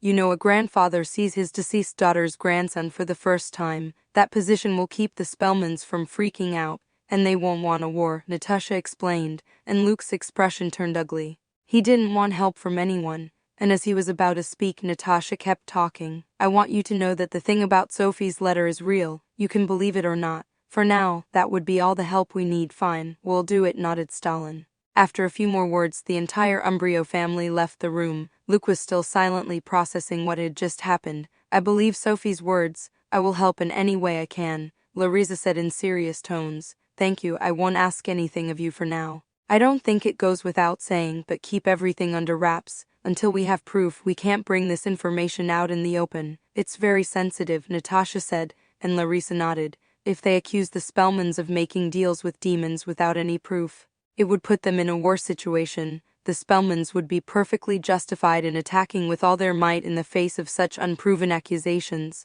Luke and Natasha left Larissa's office and began walking down the halls of Nevermore. "Why?" asked Luke. He was not at all at ease about having to spend his vacation at the embryo farm. Natasha didn't even ask for his opinion about this. "You've been attacked 3 times already, twice at Nevermore. If you stay in Jericho, you're not safe, and even less so now that you've put a Spellman's eye out," Natasha replied, and Luke regretted telling her about that part of the battle. "Where is the evidence my parents collected?" asked Luke. "If they had that in their hands, they could show it to the world, damage Spellman's reputation, and make the authorities keep an eye on them." It wasn't that Luke was afraid to take on the Spellman on his own, but it wasn't logical. He was only one person, 2 if you counted Natasha. The war with the Spellmans is about 170 years old. How many members do the Spellmans have? There must be dozens of members. And the final boss is still alive since he got immortality through his satanic deal. If more former members made demonic deals that granted them immortality, he would face more people. No matter how super powerful he is, he would die when facing dozens of members, some with demon-enhanced powers, and the person who killed his great-great-grandfather, who knows what power he has now. I don't have them in my possession. I'm tracking them down. It won't take me long to find where they hid them," Natasha replied, biting her lip. "You don't have them in your possession?" asked Luke. "No. Your parents were hunted down by the Spellmans and killed. Before that, they had to hide the evidence they had collected. I wasn't with them because I was babysitting a stupid crybaby. After they died, I had to change my identity and hide with you," Natasha replied. "I'm not stupid," muttered Luke. Do you hate my father? Asked Luke after a few seconds. What's with that question? Asked Natasha with a raised eyebrow. Well, you were very close to my mother, and her getting together with my father got her involved in a war against the Spellmans. And she ended up dying, replied Luke. I didn't like your father at first. If you're part of the old outcast families, it's easy to find out about the silent war that was going on between the Poes and the Spellmans. None of the Umbrio liked your mother wanting to marry your father, who was on the losing side, Natasha said. But your mother didn't care about that. She found out the real story, and her reasons for being in fighting with your father became stronger. I, as your mother's servant, followed her and believed in her judgment. I was not wrong, she added. I see, Luke said. Worried about your wolf girlfriend? Asked Natasha. It's not that. I'm going this way, Luke said, waving goodbye to Natasha. It's hard dealing with teenagers, Natasha muttered, shaking her head. Chapter 56. End of first year. After today's class was over, Luke left the classroom and began to make his way to his dorm room. It was only a short time before exams and the end of the school year. As he turned one of the hallway corners, he could see a makeshift altar of sorts. In the center was a smiling photograph of Sabrina Spellman, or rather Sabrina Jones. Many flowers of different colors decorated the picture. There were 4 red candles lit, and they didn't seem to melt. We will miss you, read Luke, one of the many dedications and phrases written near the altar. What a joke, thought Luke with a slight wry smile. Everyone thought Sabrina had died, but she had not. She was still alive, and she was the one who wanted to kill everyone because she wanted to kill him. Since the information he told police and school personnel about Sabrina Spellman could not be confirmed, it was maintained that Sabrina Jones died. Why are you smiling? Luke turned his head slightly and saw a girl with freckles and a very short stature looking at him with a very unfriendly face. Well, I remembered what a great and good person Sabrina Jones was, replied Luke in an overdone tone. You weren't close to her, the freckled girl said. She was one of Sabrina's best friends, and she never saw Luke near Sabrina. I know, the above was sarcasm, Luke said without changing his expression. You think my friend's death is funny? The girl asked angrily. Friend, my goodness, ignorance serves a purpose. The trauma would be greater if she knew the real Sabrina is still alive and hates her, thought Luke, shaking his head. Luke's gesture only made the short freckled girl angrier. Her friend, who was observing the situation, had a frightened expression as she looked at Luke. Sorry, we're leaving, said the girl, taking her friend, who seemed to want to attack Luke, as a very bad idea. Anna, what are you doing? Asked the freckled girl as she was dragged away from Luke. Are you crazy? Do you want him to kick you in the face like that werewolf boy? Or worse, he could murder you, Anna said, looking back in fear. She sighed in relief when she saw that Luke didn't chase after them. I can hear you, thought Luke, not giving it any more thought and resuming his walk to his bedroom. He noticed several eyes on him. When he looked at them, they all averted their gazes as if he were going to murder them right now. Luke was aware that his reputation since the incident on Raven Island had taken a turn for the worse, worsened in the sense that everyone now fears him more than before. Before, it was due to his horrible, grumpy, and sarcastic personality. Now it was because he murdered a person. Even though outcasts had a higher tolerance for death and murder compared to normies, a murder was still a murder. He would get looks of fear in either normie or outcast society. Although in the former it would be much worse, it's better than before, Luke thought. When he attended normie school, he always had to face bullies. Now no one would go near him. When he reached his room, he collapsed on his bed. His face sank into his pillow, and he closed his eyes. Luckily Xavier wasn't around, and he could sleep without needing to engage in conversation. Aren't you going to training? Asked Edgar, coming out of the collar and looking towards Luke, who looked like a corpse. No, later, Luke replied. Are you still suffering for love? Asked Edgar, sighing slightly. It's not that, growled Luke with little patience. Oh, come on, it's been over 10 days since you broke up with that colorful girl, said Edgar. Yes, Luke had ended his relationship with Enid. He complied with Esther's request. It was not a pleasant situation at all. He was uncomfortable and felt a pain in his chest as he watched Enid cry and asked why he was doing it. He couldn't tell her. Because your grumpy, nagging mother asked me to, or my crazy enemies will want to use you to blackmail me and then murder you like my mother. Shut up, you've been depressed for months without leaving your house. Besides, I'm just tired, said Luke, putting a pillow over his face. That was a very different situation. My wife that I lived with for many years died. You brat, said Edgar indignantly. Oh, I forgot about that part, said Luke, pissing Edgar off even more. I understand it's your first love, but you'll grow out of it. They're usually passing love. I was more surprised that you have feelings, said Edgar. In the last sentence he muttered to himself. Anyway, it was a romance that would end sooner rather than later. There are two totally different species. It is difficult for such love to prevail. In your case, you must find a psychic to carry on the Poe lineage. Oh, with your genes, a child with 2 auras is almost assured. Edgar said, imagining the rebuilding of the Poe family. Here we go, Luke thought. His ghost great-great-grandfather would begin to ramble on about the future prodigy children Luke would procreate with a psychic who didn't yet know of his existence. According to Edgar, as Luke possesses 3 auras, his children have a good chance of obtaining 2 auras with ease. If going to training makes you shut up, let's go, Luke said, getting up from his bed and putting on his collar, as he was about to leave in the direction of the gym. The door to his room opened. It was Xavier. They both stared at each other in silence. What's up? Where are you going? Asked Xavier after a few seconds. To train, replied Luke. Oh yeah, I should have guessed, muttered Xavier. Where else could his kind and sociable friend go? This last was sarcasm. It had to be the world upside down for Luke to be kind and sociable. Xavier realized that Luke's personality since the incident on Raven Island is reverting to how it was at the beginning of the school year. That, coupled with his breakup with Enid, makes him growl at you every time he opens his mouth. In a few days, the Raven, are you going? Commented Xavier before Luke could leave the room. The Raven is an annual dance hosted by Nevermore at the end of the year. The dance is organized around a specific theme. Normies may even be invited, though it's a rare occasion for a show-up.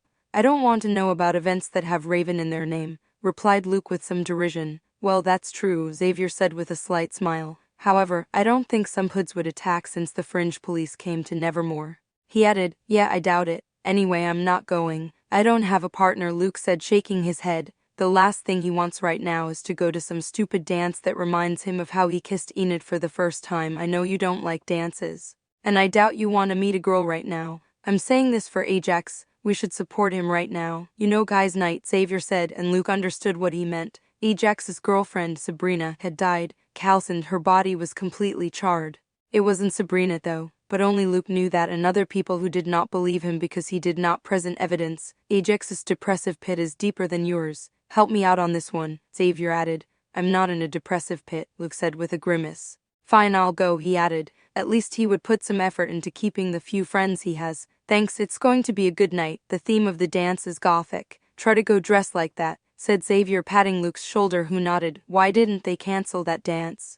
Luke thought, leaving the room and heading to the gym. 2 hours passed. 40 discs weighing 25 each were flying around Luke, a total of 10 kilograms. Seeing the time, Luke put all the discs back in place. He was sweatier than he thought. He had trained hard today. Congratulations on your first ton and welcome to level 4, Edgar said with a smile. Thanks, although to get to the top of level 4 I need 9 more tons, commented Luke, thinking the ranking was wrong. The first level was from 0 to 50, second from 50 to 200 Inc. Third from 200 to 10 kg, fourth from 10 to 10 0. The differences were getting bigger and bigger. Don't be hasty. Cases of guys your age at the 4th level are rare and seldom seen in history, said Edgar, looking at Luke as if he were a freakish monster. Even he, a 2-aura genius, had not reached that level at Luke's age. Weights at higher levels have more differences because the principle is the same as before, just on a larger scale or with heavier objects, he added. I understand, Luke said with a nod. He didn't let his arrogance increase with Edgar's praise. The patriarch of the Poe family had talent similar to or superior to his. Even Edgar had monstrous talent and reached a very powerful level, able to destroy a town of 10 people in a fight that did not seek that purpose. It's time I learned that, thought Edgar. The days passed. The Raven arrived. Luke ordered a gothic costume online, but not a lame one to wear that night. The dance was no big deal. When Xavier was saying about Ajax's depressive pit, he wasn't lying. Ajax looked like he could slit his wrists at any moment, and the gothic theme didn't help. Luke tried to be as empathetic and compassionate as possible with his friend Ajax, although he ended up being his friend because he was friends with Xavier, no matter. He doesn't know if it worked at all, but he tried. The worst thing was seeing Enid dressed in gothic clothes. It was weird to see her in those depressing black clothes, but I respected the theme of the dance, and she looked beautiful. Luke tried to look at her as little as possible so as not to end up in a similar mood as Ajax. A few days after the Raven were the exams. They were not difficult for Luke as he had a trained photographic memory. It was very easy. Finally, the school year at Nevermore was over, and it was time for the students to go home to enjoy their summer. Bad news for Luke, as he was supposed to enjoy his summer at the Umbrio farm, with family members who loathe him, although the feeling is mutual. Chapter 57, Vacation. Several days had passed since Luke left Jericho. he had already settled into the embryo mansion, rather. In one of the mansions belonging to this wealthy family of outcasts, the embryo family had important business dealings in both normie and outcast society, so their wealth was at the top of the outcast families. Although their history was not old, Luke stayed in the largest mansion of all, as it was that of his grandfather Stalin Embryo, the current leader of the embryo family. From what Veronica told him, Stalin is over 100 years old. He is an elderly psychic, and he already has 50 years left to live, so the old man was already passing a lot of responsibilities to Veronica's father. The next leader, besides him in the mansion, stayed Natasha, but she had left yesterday, leaving Luke with his grandparents, many servants, and Veronica. Yes, her grandmother was still alive and kicking, Sophie's mother. Her name was Elizabeth Embryo. She had an icy, apathetic look on her face when she met Luke. She barely said a word. She seemed to be against him being there. Luke wasn't disappointed. He didn't expect anything from his family on his mother's side. He was only there at Natasha's request. If the Spellmans dare to attack him at Nevermore, they will likely dare to attack him when he is in Jericho. On the other hand, if he finds himself in the mansion of the leader of a major outcast family, the Spellmans will think twice before attacking. True, they may complain to the embryo for getting into personal grudges, but Stalin said he would comply with Natasha's request. The most sensible thing for the Spellmans to do would be to wait until Luke returns to Nevermore and plan another assassination. After all, they won't want to start a war against the embryo either. Luke opened his eyes. He saw on the clock on the bedside table that it was 9 o'clock in the morning. He got up lazily and looked at his room. It's not so bad living in a mansion, Luke thought. His room was almost the size of an apartment. It also had a bathroom. After changing and brushing his teeth, he left his room. Today he had a meeting with his publisher. That was why he was up so early. Carrie has been a resounding success since it was published. The book was averaging between 100 to 120 copies sold per month. There were still a few months left in the year, and it was already on the verge of reaching 1 million copies sold. For an author publishing his first book, this is something very rare, even more so when the author is just 15 years old. Luke was on the verge of joining the Millionaires Club. He had a 12 royalty from Carrie. Payments were made every quarter, that is, every 3 months. He had recently been given his last payment as he reached month 9. With Carrie's sales alone he got 126,000. Unfortunately there are taxes and they are not low. He had to pay approximately 25 tax. So he was left with a final amount of 769,500. He had done some advertising where he got paid and had a little more money, but it wasn't quite 1 million, but it was only a matter of time. Damn stairs, Luke thought. That was the only bad thing about a mansion. You had to walk too far to get to the damn exit. Luke, it's weird you're up so early, said Veronica, running into Luke. Yeah, said Luke, stopping for a second and walking again. Hey, wait up, said Veronica, grabbing Luke by the wrist. What? Asked Luke. I was just about to go to breakfast with Grandpa and Grandma. I was wondering, do you want to join us for breakfast? Said Veronica. No thanks, I have plans, Luke replied, releasing his grip on the girl and resuming his walk. These days Luke didn't eat breakfast. Nor did he eat with his grandparents and Veronica. It was uncomfortable, and he knew he was not welcomed by his grandmother Elizabeth. In addition, at some dinners there are Veronica's parents, who are also not very happy with his stay at the embryo mansion. His grandfather is Stalin, and although he treats him kindly, their relationship is not great. Luke doesn't blame him. They are both strangers, and he doesn't even want to get along with the old man, so it's normal for them to be estranged. Even the servants looked at him with cold expressions. This doesn't affect Luke, but he won't waste his time eating in a silent environment. He prefers to eat while watching a series or playing video games. As for his cousin Veronica, Luke kept his distance. He wasn't in the mood to make friends when he broke up with Enid. Luke wondered why Veronica was at Stalin and Elizabeth's mansion instead of with her parents. At first he thought it was because of his presence, him and his narcissism, but then he realized it was not this. Veronica was here because she was being instructed by Stalin and Elizabeth. Stalin had a blue aura, Elizabeth has a green aura. As Veronica possessed both auras, she was trained by both elders. The girl's position was very high in the embryo family, all thanks to possessing 2 auras. Luke could see his grandmother's icy expression change for the first time. This happened when she was talking to Veronica. He could see how rare and important it was to have 2 auras. The embryo family had a lot of faith in Veronica. They were grooming her to be the next family leader. Luke's ego grew as he realized this situation was as weird as it sounds. He possessed 3 auras. What face would his arrogant relatives make if they found out about this? The Umbrio family in its entire history did not have a member possessing 3 auras. On the other hand, Veronica knew that Luke possessed 2 auras, but she hadn't told any family members. Something Luke was grateful for, or else he would have had to threaten to upload the video. Luke left the mansion and called for a cab to take him to his destination. The Umbrio mansion was located in the state of Florida, in the city of Sarasota. If he could drive, he would buy a luxury car, but he had to turn 16 to get a license. "Aren't you afraid they'll attack you?" Edgar asked, coming out of the necklace Luke wore around his neck. "No, I doubt they will. If they did while I stayed with the Umbrio, they would be stepping on his honor or something," Luke replied as he looked out the car window, facing the ocean. If the Umbrio protected him for his entire life,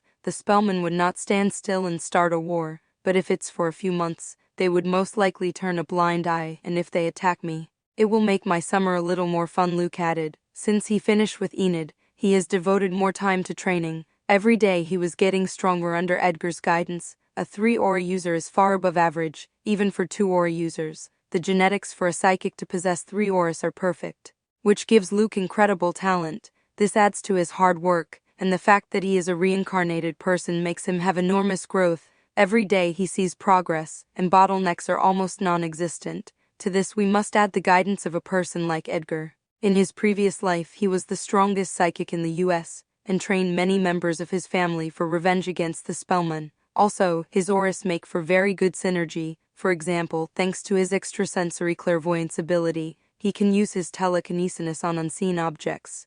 A beginner intermediate telekinetic could not move roots that were buried several meters in the ground. Since he is not seeing them, this can be done by an advanced telekinetic. However, Luke has no such limitation thanks to his white aura. His blue aura enhances his mind in many ways. Photographic memory leads to better comprehension, which makes learning and training easier. Since his comprehension is higher, Edgar said nothing about Luke's reckless comment. He agreed. He saw firsthand Luke's monstrous talent. He knew the extent of his powers. It would be difficult to say that it is impossible for an outcast his age or slightly older to assassinate him. Sabrina Spellman, despite being from the elite family and possessing 2 auras, had no chance of assassinating Luke traditionally. She didn't even make it. Being foreign and having a hostage, Luke arrived at his destination. He entered a quaint coffee shop overlooking the beach and ocean. A middle-aged man in a Hawaiian shirt and sunglasses greeted him from a chair. "How have you been, Luke?" the middle-aged man asked. His name was Josh and he was his publisher. He greeted Luke enthusiastically with a handshake, and then they sat down. "Order whatever you want, my treat," Josh said with a big smile. "It's not like I'll be short on money, but thanks," Luke said, opening the menu. He would order a big breakfast. After ordering, Luke looked at Josh. The first time he saw him, he looked like a typical office guy with dark circles under his eyes who works more than 12 hours a day and hates his life. Now, however, he had a grin from ear to ear. A flashy Hawaiian shirt and rock star sunglasses. "Why so happy?" asked Luke. "Isn't it obvious? Your second book is finally finished, and I have other great news," replied Josh with a big smile. Yes, Luke had already finished his second book, rather the plagiarism. While at Nevermore, he wrote it thanks to his photographic memory. It was easy, but this time he respected a little more the steps of a writer working with a publisher. He kept sending them unfinished manuscripts. He had meetings with Josh about the book and stuff. He knew he didn't have to, but he had to take some action. His second book would be The Mystery of Salem's Lot, a vampire fiction book. In his past life, it was one of his favorite Stephen King books, although it didn't reach It, Carrie or The Shining in sales. "Oh, what's the good news?" asked Luke, curious. "Carrie will be brought to the big screen," replied Josh excitedly. Chapter 50. It's vacation-y. Poe sooner than I imagined, thought Luke with a faint smile. This means more money for him, as the production company that wants to film Carrie will have to pay for adaptation rights. "How much will they pay for adaptation rights?" asked Luke. He had no power in this. As with his contract with the publisher, they had the bargaining power. However, his contract explicitly stated that he would retain a portion of the adaptation rights. "You're quieter than I expected," Josh said, looking strangely at Luke. Any normal person would jump at the news that his movie would be in theaters. It was to be expected after Carrie had so many sales. "How much?" asked Luke again. $1 million, Josh replied with a slight smile as he saw Luke almost choke on his coffee. "That much? The book didn't even make it a year," Luke said in surprise, setting the mug down on the table. He thought at most they would have paid $500,000, not double. "It's for that reason. The book isn't even a year old and already has almost 1 million sales.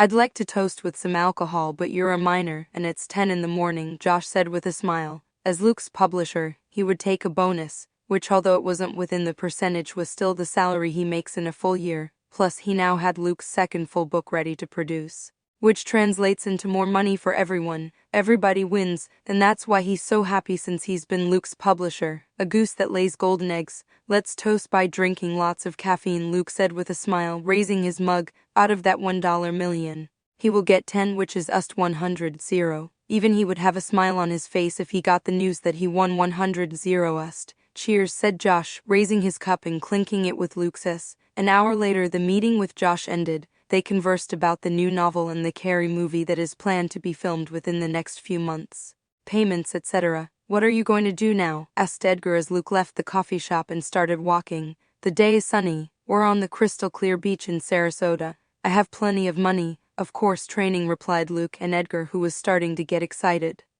How boring. Meet some girl and sleep with her. To stop thinking about your ex-girlfriend, suggested Edgar. Sleep with her? I'm 15, man, Luke said with a grimace. He can't even do it with Enid, and he'd do it with a girl he barely knows. So I lost my virginity at 13. You're already late, Edgar said. I'm not late. The average loss of virginity in America is 17, said Luke. How do you know that? Asked Edgar, raising an eyebrow. Photographic memory, replied Luke without further explanation. I'm not sleeping around anyway. I'll just training, added Luke, ordering a cab to go to his rented house. Let's see how long you last, said Edgar, leaving the subject aside. His offspring had money, fame, and good looks. He was 15 years old when hormones were hard to control, and he began to have more sexual desires. Add to that the fact that he was in Florida in the summer living alone. The embryo don't care what Luke does as long as he comes back at night and doesn't disappear. After 15 minutes he arrived at his rented house. With the money he had, he rented a very large house in front of the beach. The rent was not cheap, but compared to his capital, it was very little. It could not be compared to the embryo mansion, but 10 people could live there comfortably. Luke used it for training and hanging out. Natasha knew nothing about it. Most likely she doesn't like him living alone, but that's not entirely true since he then goes back to the embryo. If she finds out, she'll be mad, thought Luke, entering the house and heading to the gym. Yes, the house had its own gym. Luke wasn't training to move more weight with his telekinesis. Edgar was teaching him how to fly. I'll last more than 10 minutes flying today, Luke said with a slight smile. Flying was great, although his flight time was lousy, and he moved at a snail's pace. Edgar told him that the flying technique is something that telekinetics who are at level 5 begin to learn. While he is at level 4 and has already learned the basics, he can even fly, even if only for a short time. At first glance, it might seem that lifting your body weight would be much easier than lifting large objects. But flying is a completely different and much more complex task. When you move objects, you have a clear and complete view of what you are manipulating. However, flying involves moving your own body. When attempting to fly, you do not have a full view of your own body. You can only see it in the first person, which means you don't have a full perspective of how your body is positioned in space. This greatly complicates the task of controlling telekinetic waves to move in a coordinated and stable manner in the air. So to learn to fly, the telekinetic must develop an even deeper connection with his telekinetic waves. And usually this is achieved when you are at level 5 minimally, or so the empirical evidence shows. However, this does not apply to Luke. This is thanks to the fact that he possesses a white aura. His extrasensory ability allows him to see his entire body, as if he has a 360-degree view. This is why the flight ability of someone with telekinesis and clairvoyance will be superior to that of normal telekinetics. Luke, by seeing his body from an external perspective, can easily observe how his telekinetic waves interact with his body and the surrounding environment. This allows him to adjust and control his telekinetic waves much more precisely and efficiently, greatly facilitating the process of learning to fly. Training on a beautiful sunny day at the beach.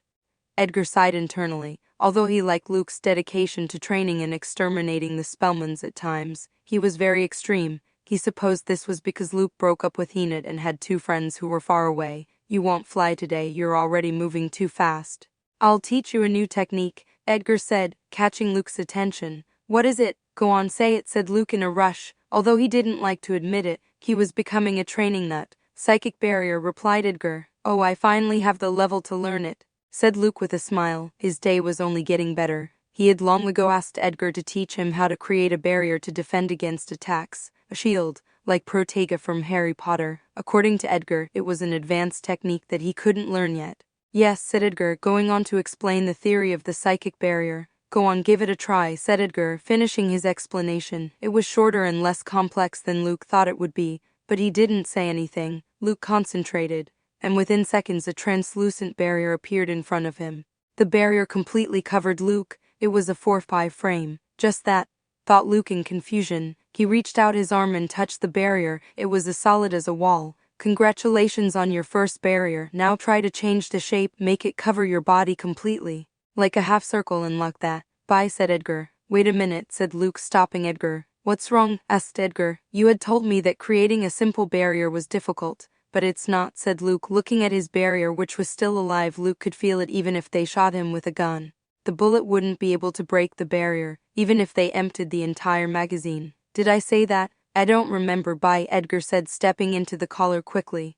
This damn ghost, thought Luke, clenching his fists. He understood what happened here. His crazy great-great-grandfather always wants him to fight by putting his life on the edge, so teaching him how to use a barrier would be counterproductive. Immobilization and flying were much more difficult than achieving a barrier. Luke would have learned it on his own, but he had no idea how to do it. Unlike superpowers, here you need the techniques to accomplish such things, unless you learn it instinctively, like Luke's telekinesis and psychic punch. A month has passed since the summer vacation began. Luke's routine remained unchanged. Training in his huge rented house near the beach, eating delicious food every day, and then spending as little time as possible at the Umbrio mansion. Natasha still didn't show up. She sent him a message, telling him she didn't know when she'd be here. She was looking for traces of where Luke's parents left the clues they collected from the Spellmans. Luke had become obsessed with training. He spent more time training than playing games or watching series, manga, etc. It was a surprise to him, as he had no one forcing him to do such a thing. This was due to the advances he made in all his abilities. He could fly like Superman. Although he was still not as advanced, he was much improved compared to a month ago. He could now go for an hour without touching the ground. His barriers improved a lot. He even looked for different ways to use them. After all, they were solid structures. He could use them to trap a person or crush them against another solid structure. The only person he socialized with was Edgar, and he could only spend 4 hours outside the collar. The rest of the time he trained or with his photographic memory, searched for techniques from manga or movies from his past life that he could replicate with his 3 auras. I wonder if I can replicate One Piece's vision of the future, thought Luke, getting excited about having advanced observation haki. Clairvoyance had many similarities to this haki. It should be possible. He can use his sixth sense to interpret the future. Even if only for a brief period. In a battle, it would be broken. Yes, it should be possible, muttered Luke under his breath with a smile as he thought of ways to replicate such an ability. He needs to get back to reality, thought Edgar, looking at Luke with concern. A 15-year-old teenager is training in solitary like a Shaolin monk. Hey, time to buy breakfast, said Edgar, bringing Luke back to reality. Oh yes, let's, Luke said, feeling his stomach growl. Last night, he didn't eat because he kept thinking of ways to use his powers for a possible battle to the death. Go to the cheesecake store, the food looked delicious there, said Edgar. Huh, that's a long way away. I'll go to the nearest store, said Luke. He went there once to try different food. It was tasty, but he had to walk more. If he could fly, it would be great.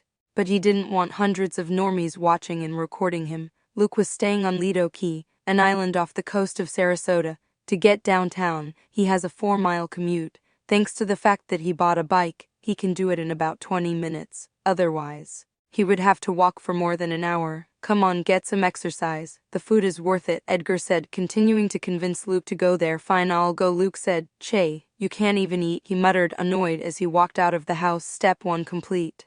Thought Edgar with a faint smile. In that shop, he watched as a pretty girl looked at his grumpy, antisocial great-great-grandson. Although he was antisocial and unfriendly looking, Luke's looks were very good. Besides, he was famous on social networks, and several people could recognize him. Chapter 59, Vacation EVs. To eat here or to go? Asked a girl with black hair as she looked at Luke. Eat here. Get out of that house with the blinds closed for a bit and enjoy some fresh air, said Edgar quickly. We're in a local. Not in the fresh air, said Luke mentally. Sit near the window and watch the scenery, said Edgar without losing patience. The expensive house I rent has better views, said Luke. Your food will get cold, said Edgar. You have a point, said Luke. Eating cold food was not pleasant. "Hello," said the girl to Edgar, replied Luke. "Great, in a few minutes. I'll bring you the food," said the girl with a different smile that Luke overlooked. Edgar did notice the change in the girl's attitude and smiled slightly. Step 2 is complete. Now everything depends on this girl, thought Edgar helplessly. His great-great-grandson was very innocent in these matters. Besides, his pride was too high, so he would not initiate a conversation himself. Luke sat down at a table for two near the window and surveyed the place. It didn't hurt to eat out occasionally. His fame wasn't like that of a celebrity who can't even go outside. He doesn't reach 1 million followers, and from time to time he gets recognized on the street. Also, being a writer for a famous actor is very different. A lot of people could have read Carrie without even knowing who wrote the book or what the author looks like. At Nevermore, they recognized it since Carrie looks like a book by an outcast in the Normie community, and it first came out in Jericho, where the academy is located. "Sorry for the wait, here's your food," said the girl who served Luke a few minutes ago. The girl held a tray and began to put everything on the table: a cheese omelet, bacon biscuits, and a cappuccino. "If you want anything else, just call me, I'm here for you," said the girl with a smile, staring at Luke. "Oh yes, thanks," Luke said, not paying attention. He looked down at his delicious breakfast. "This guy," thought Edgar, shaking his head. Luke mentally conversed with Edgar as he ate his breakfast. They chatted about training and outcast stuff. After finishing, he asked for the bill. As he was getting up and about to leave, the girl who waited on him stopped him. "What's wrong?" asked Luke with a raised eyebrow. Doesn't he realize or have no interest? Thought the girl, and her self-confidence was dropping.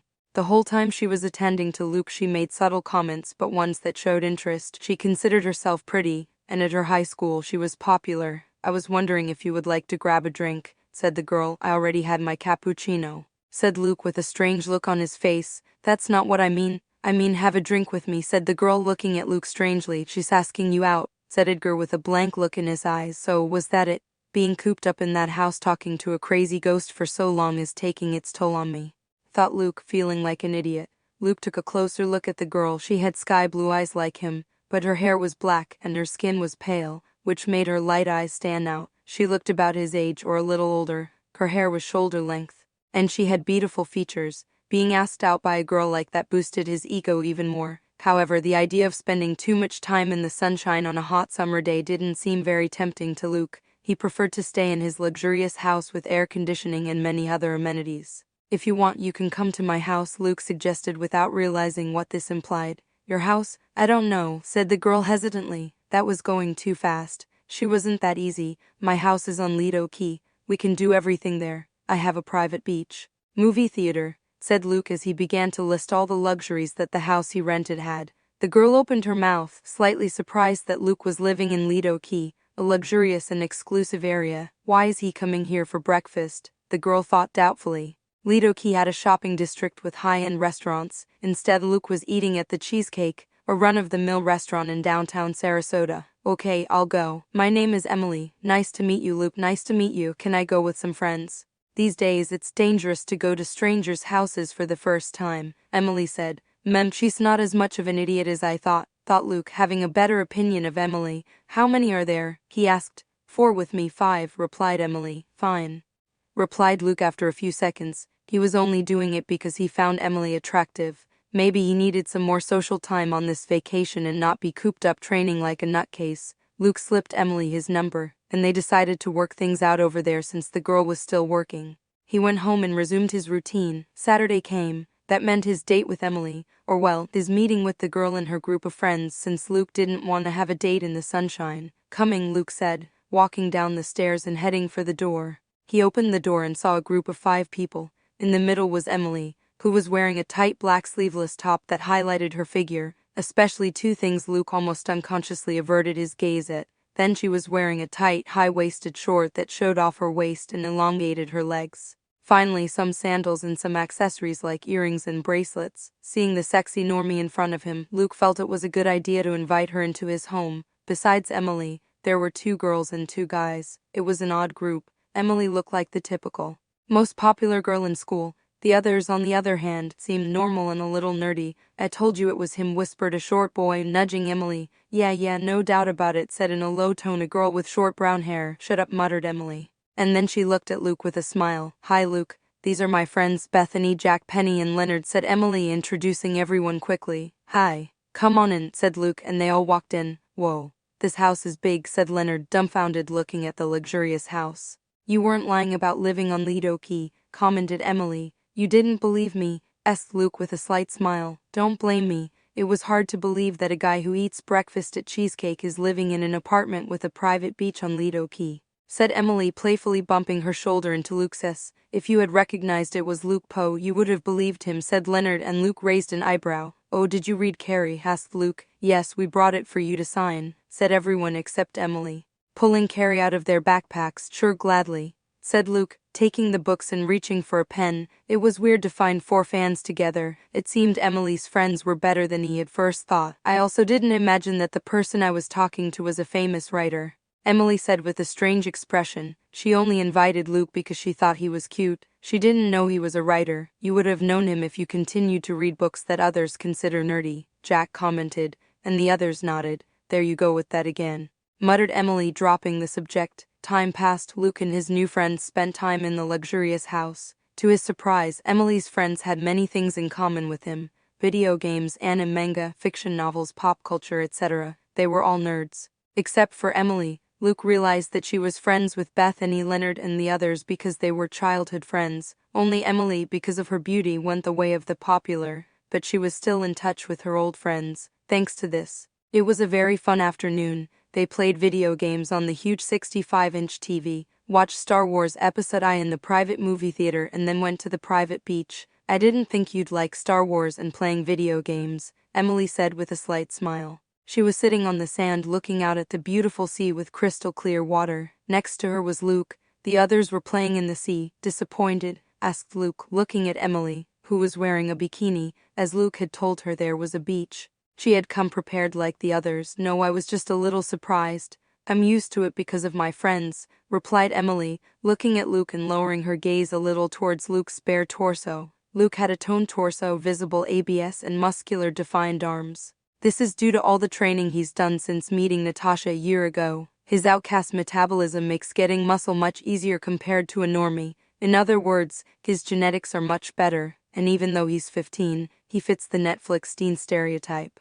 Besides, with that body and that face, I don't care if you're a nerd, thought Emily, looking at Luke's body. Is that an insinuation? Thought Luke. Although Emily didn't know it, that thought was read by him. Luke had already mastered the ability to read a person's current thoughts. Though there was a range of how far he should be from this person, it was best to look at his target, although the latter was not necessary if he had the target very close to him. Emily looked up and noticed Luke staring at her. She was a little embarrassed. As she had watched him without disguise, she was more surprised when Luke slowly brought his face closer and closer to hers. He's going to kiss me. Easy, Emily. Slowly move closer and close your eyes, Emily thought nervously. Luke read her thoughts and had to hold back his laughter. It was rare for someone to be named in the third person. Their lips met and they began to kiss as the sun dipped below the horizon. His lips taste good.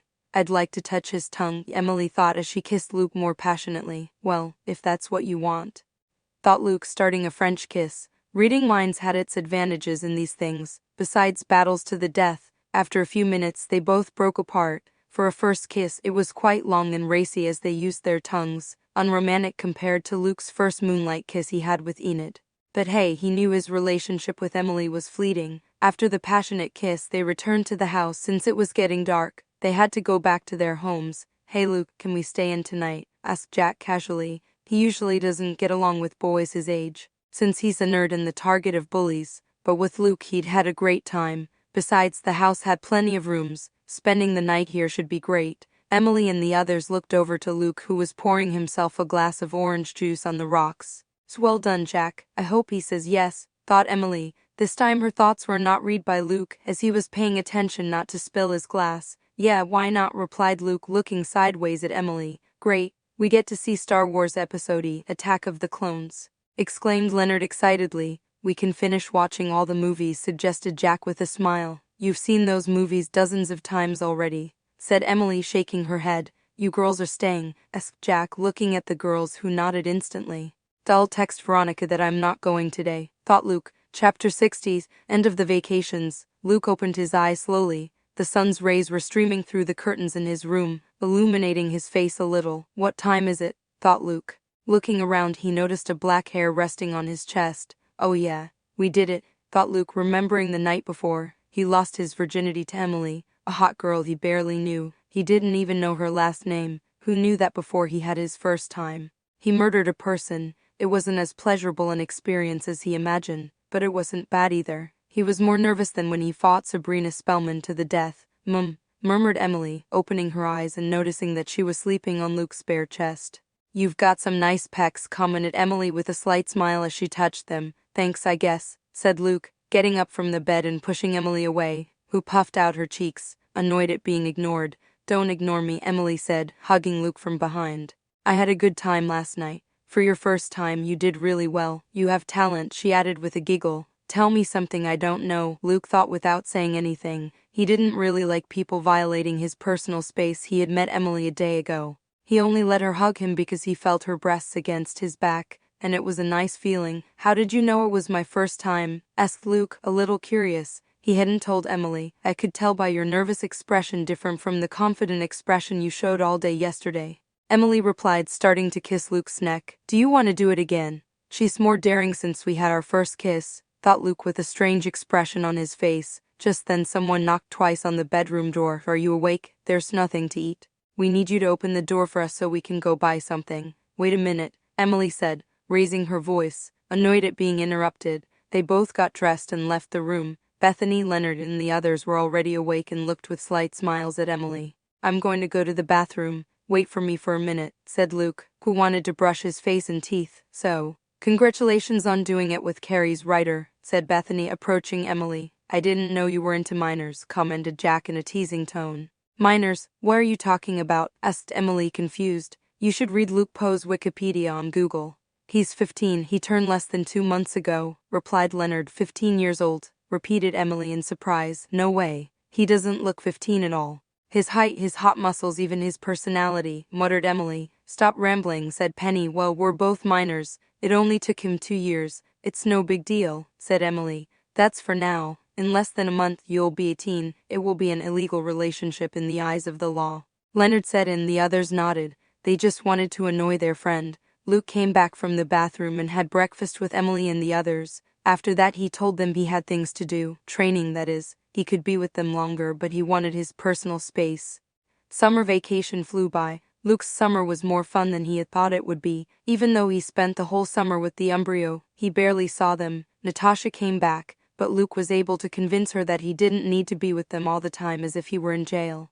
The Spellmans would not attack him, because if they did they would be starting a conflict with the embryo. It was better to wait until school started. In fact, he was right. No one attacked him during the 3 months of vacation. In addition to training, he spent Saturdays and Sundays with Emily and her group of friends in their huge luxurious house. Although he got along well with Leonard and the others since they had common hobbies, what he enjoyed most was his training sessions with Emily in the evenings. Thanks to this normie girl, he was able to forget, if only a little bit, about Enid. He knew that he lived in a different world from Emily, so he had no emotional attachment to her. They both lived in different states. He never thought of starting a relationship with her. Can't you move here and sign up for my school? Asked Emily, lying on top of Luke and making semiscarus on his chest. In 4 days classes would start and Luke would return to Jericho with Natasha. Emily in these months learned a lot about Luke, although she gained more information thanks to the internet and Wikipedia. She learned that he was an orphan, that he was expelled from his previous school in Boston because of bullies, and a few other things that were public from interviews he had. So she knew Luke could move if he wanted to, since he had the money and the freedom to do so. I can't. My legal guardian is very stubborn. I have to move back to Vermont, Luke replied, putting all the blame on Natasha. Vermont was the state where Jericho was located. Besides, if I do that, your normie school might get massacred, thought Luke. Sighing internally, the Spellman would attack him without hesitation if he was in a normie school, and normies could be killed by crossfire. Oh, come on, do it for me, will you? Asked Emily, kissing Luke suddenly. Do it for you, thought Luke, looking at Emily inferently as she kissed him. He only saw Emily as a girl he could satisfy his sexual needs with, an area he was new to. He felt no love for the girl. With Enid, he risked his life to save her. With Emily, he would not.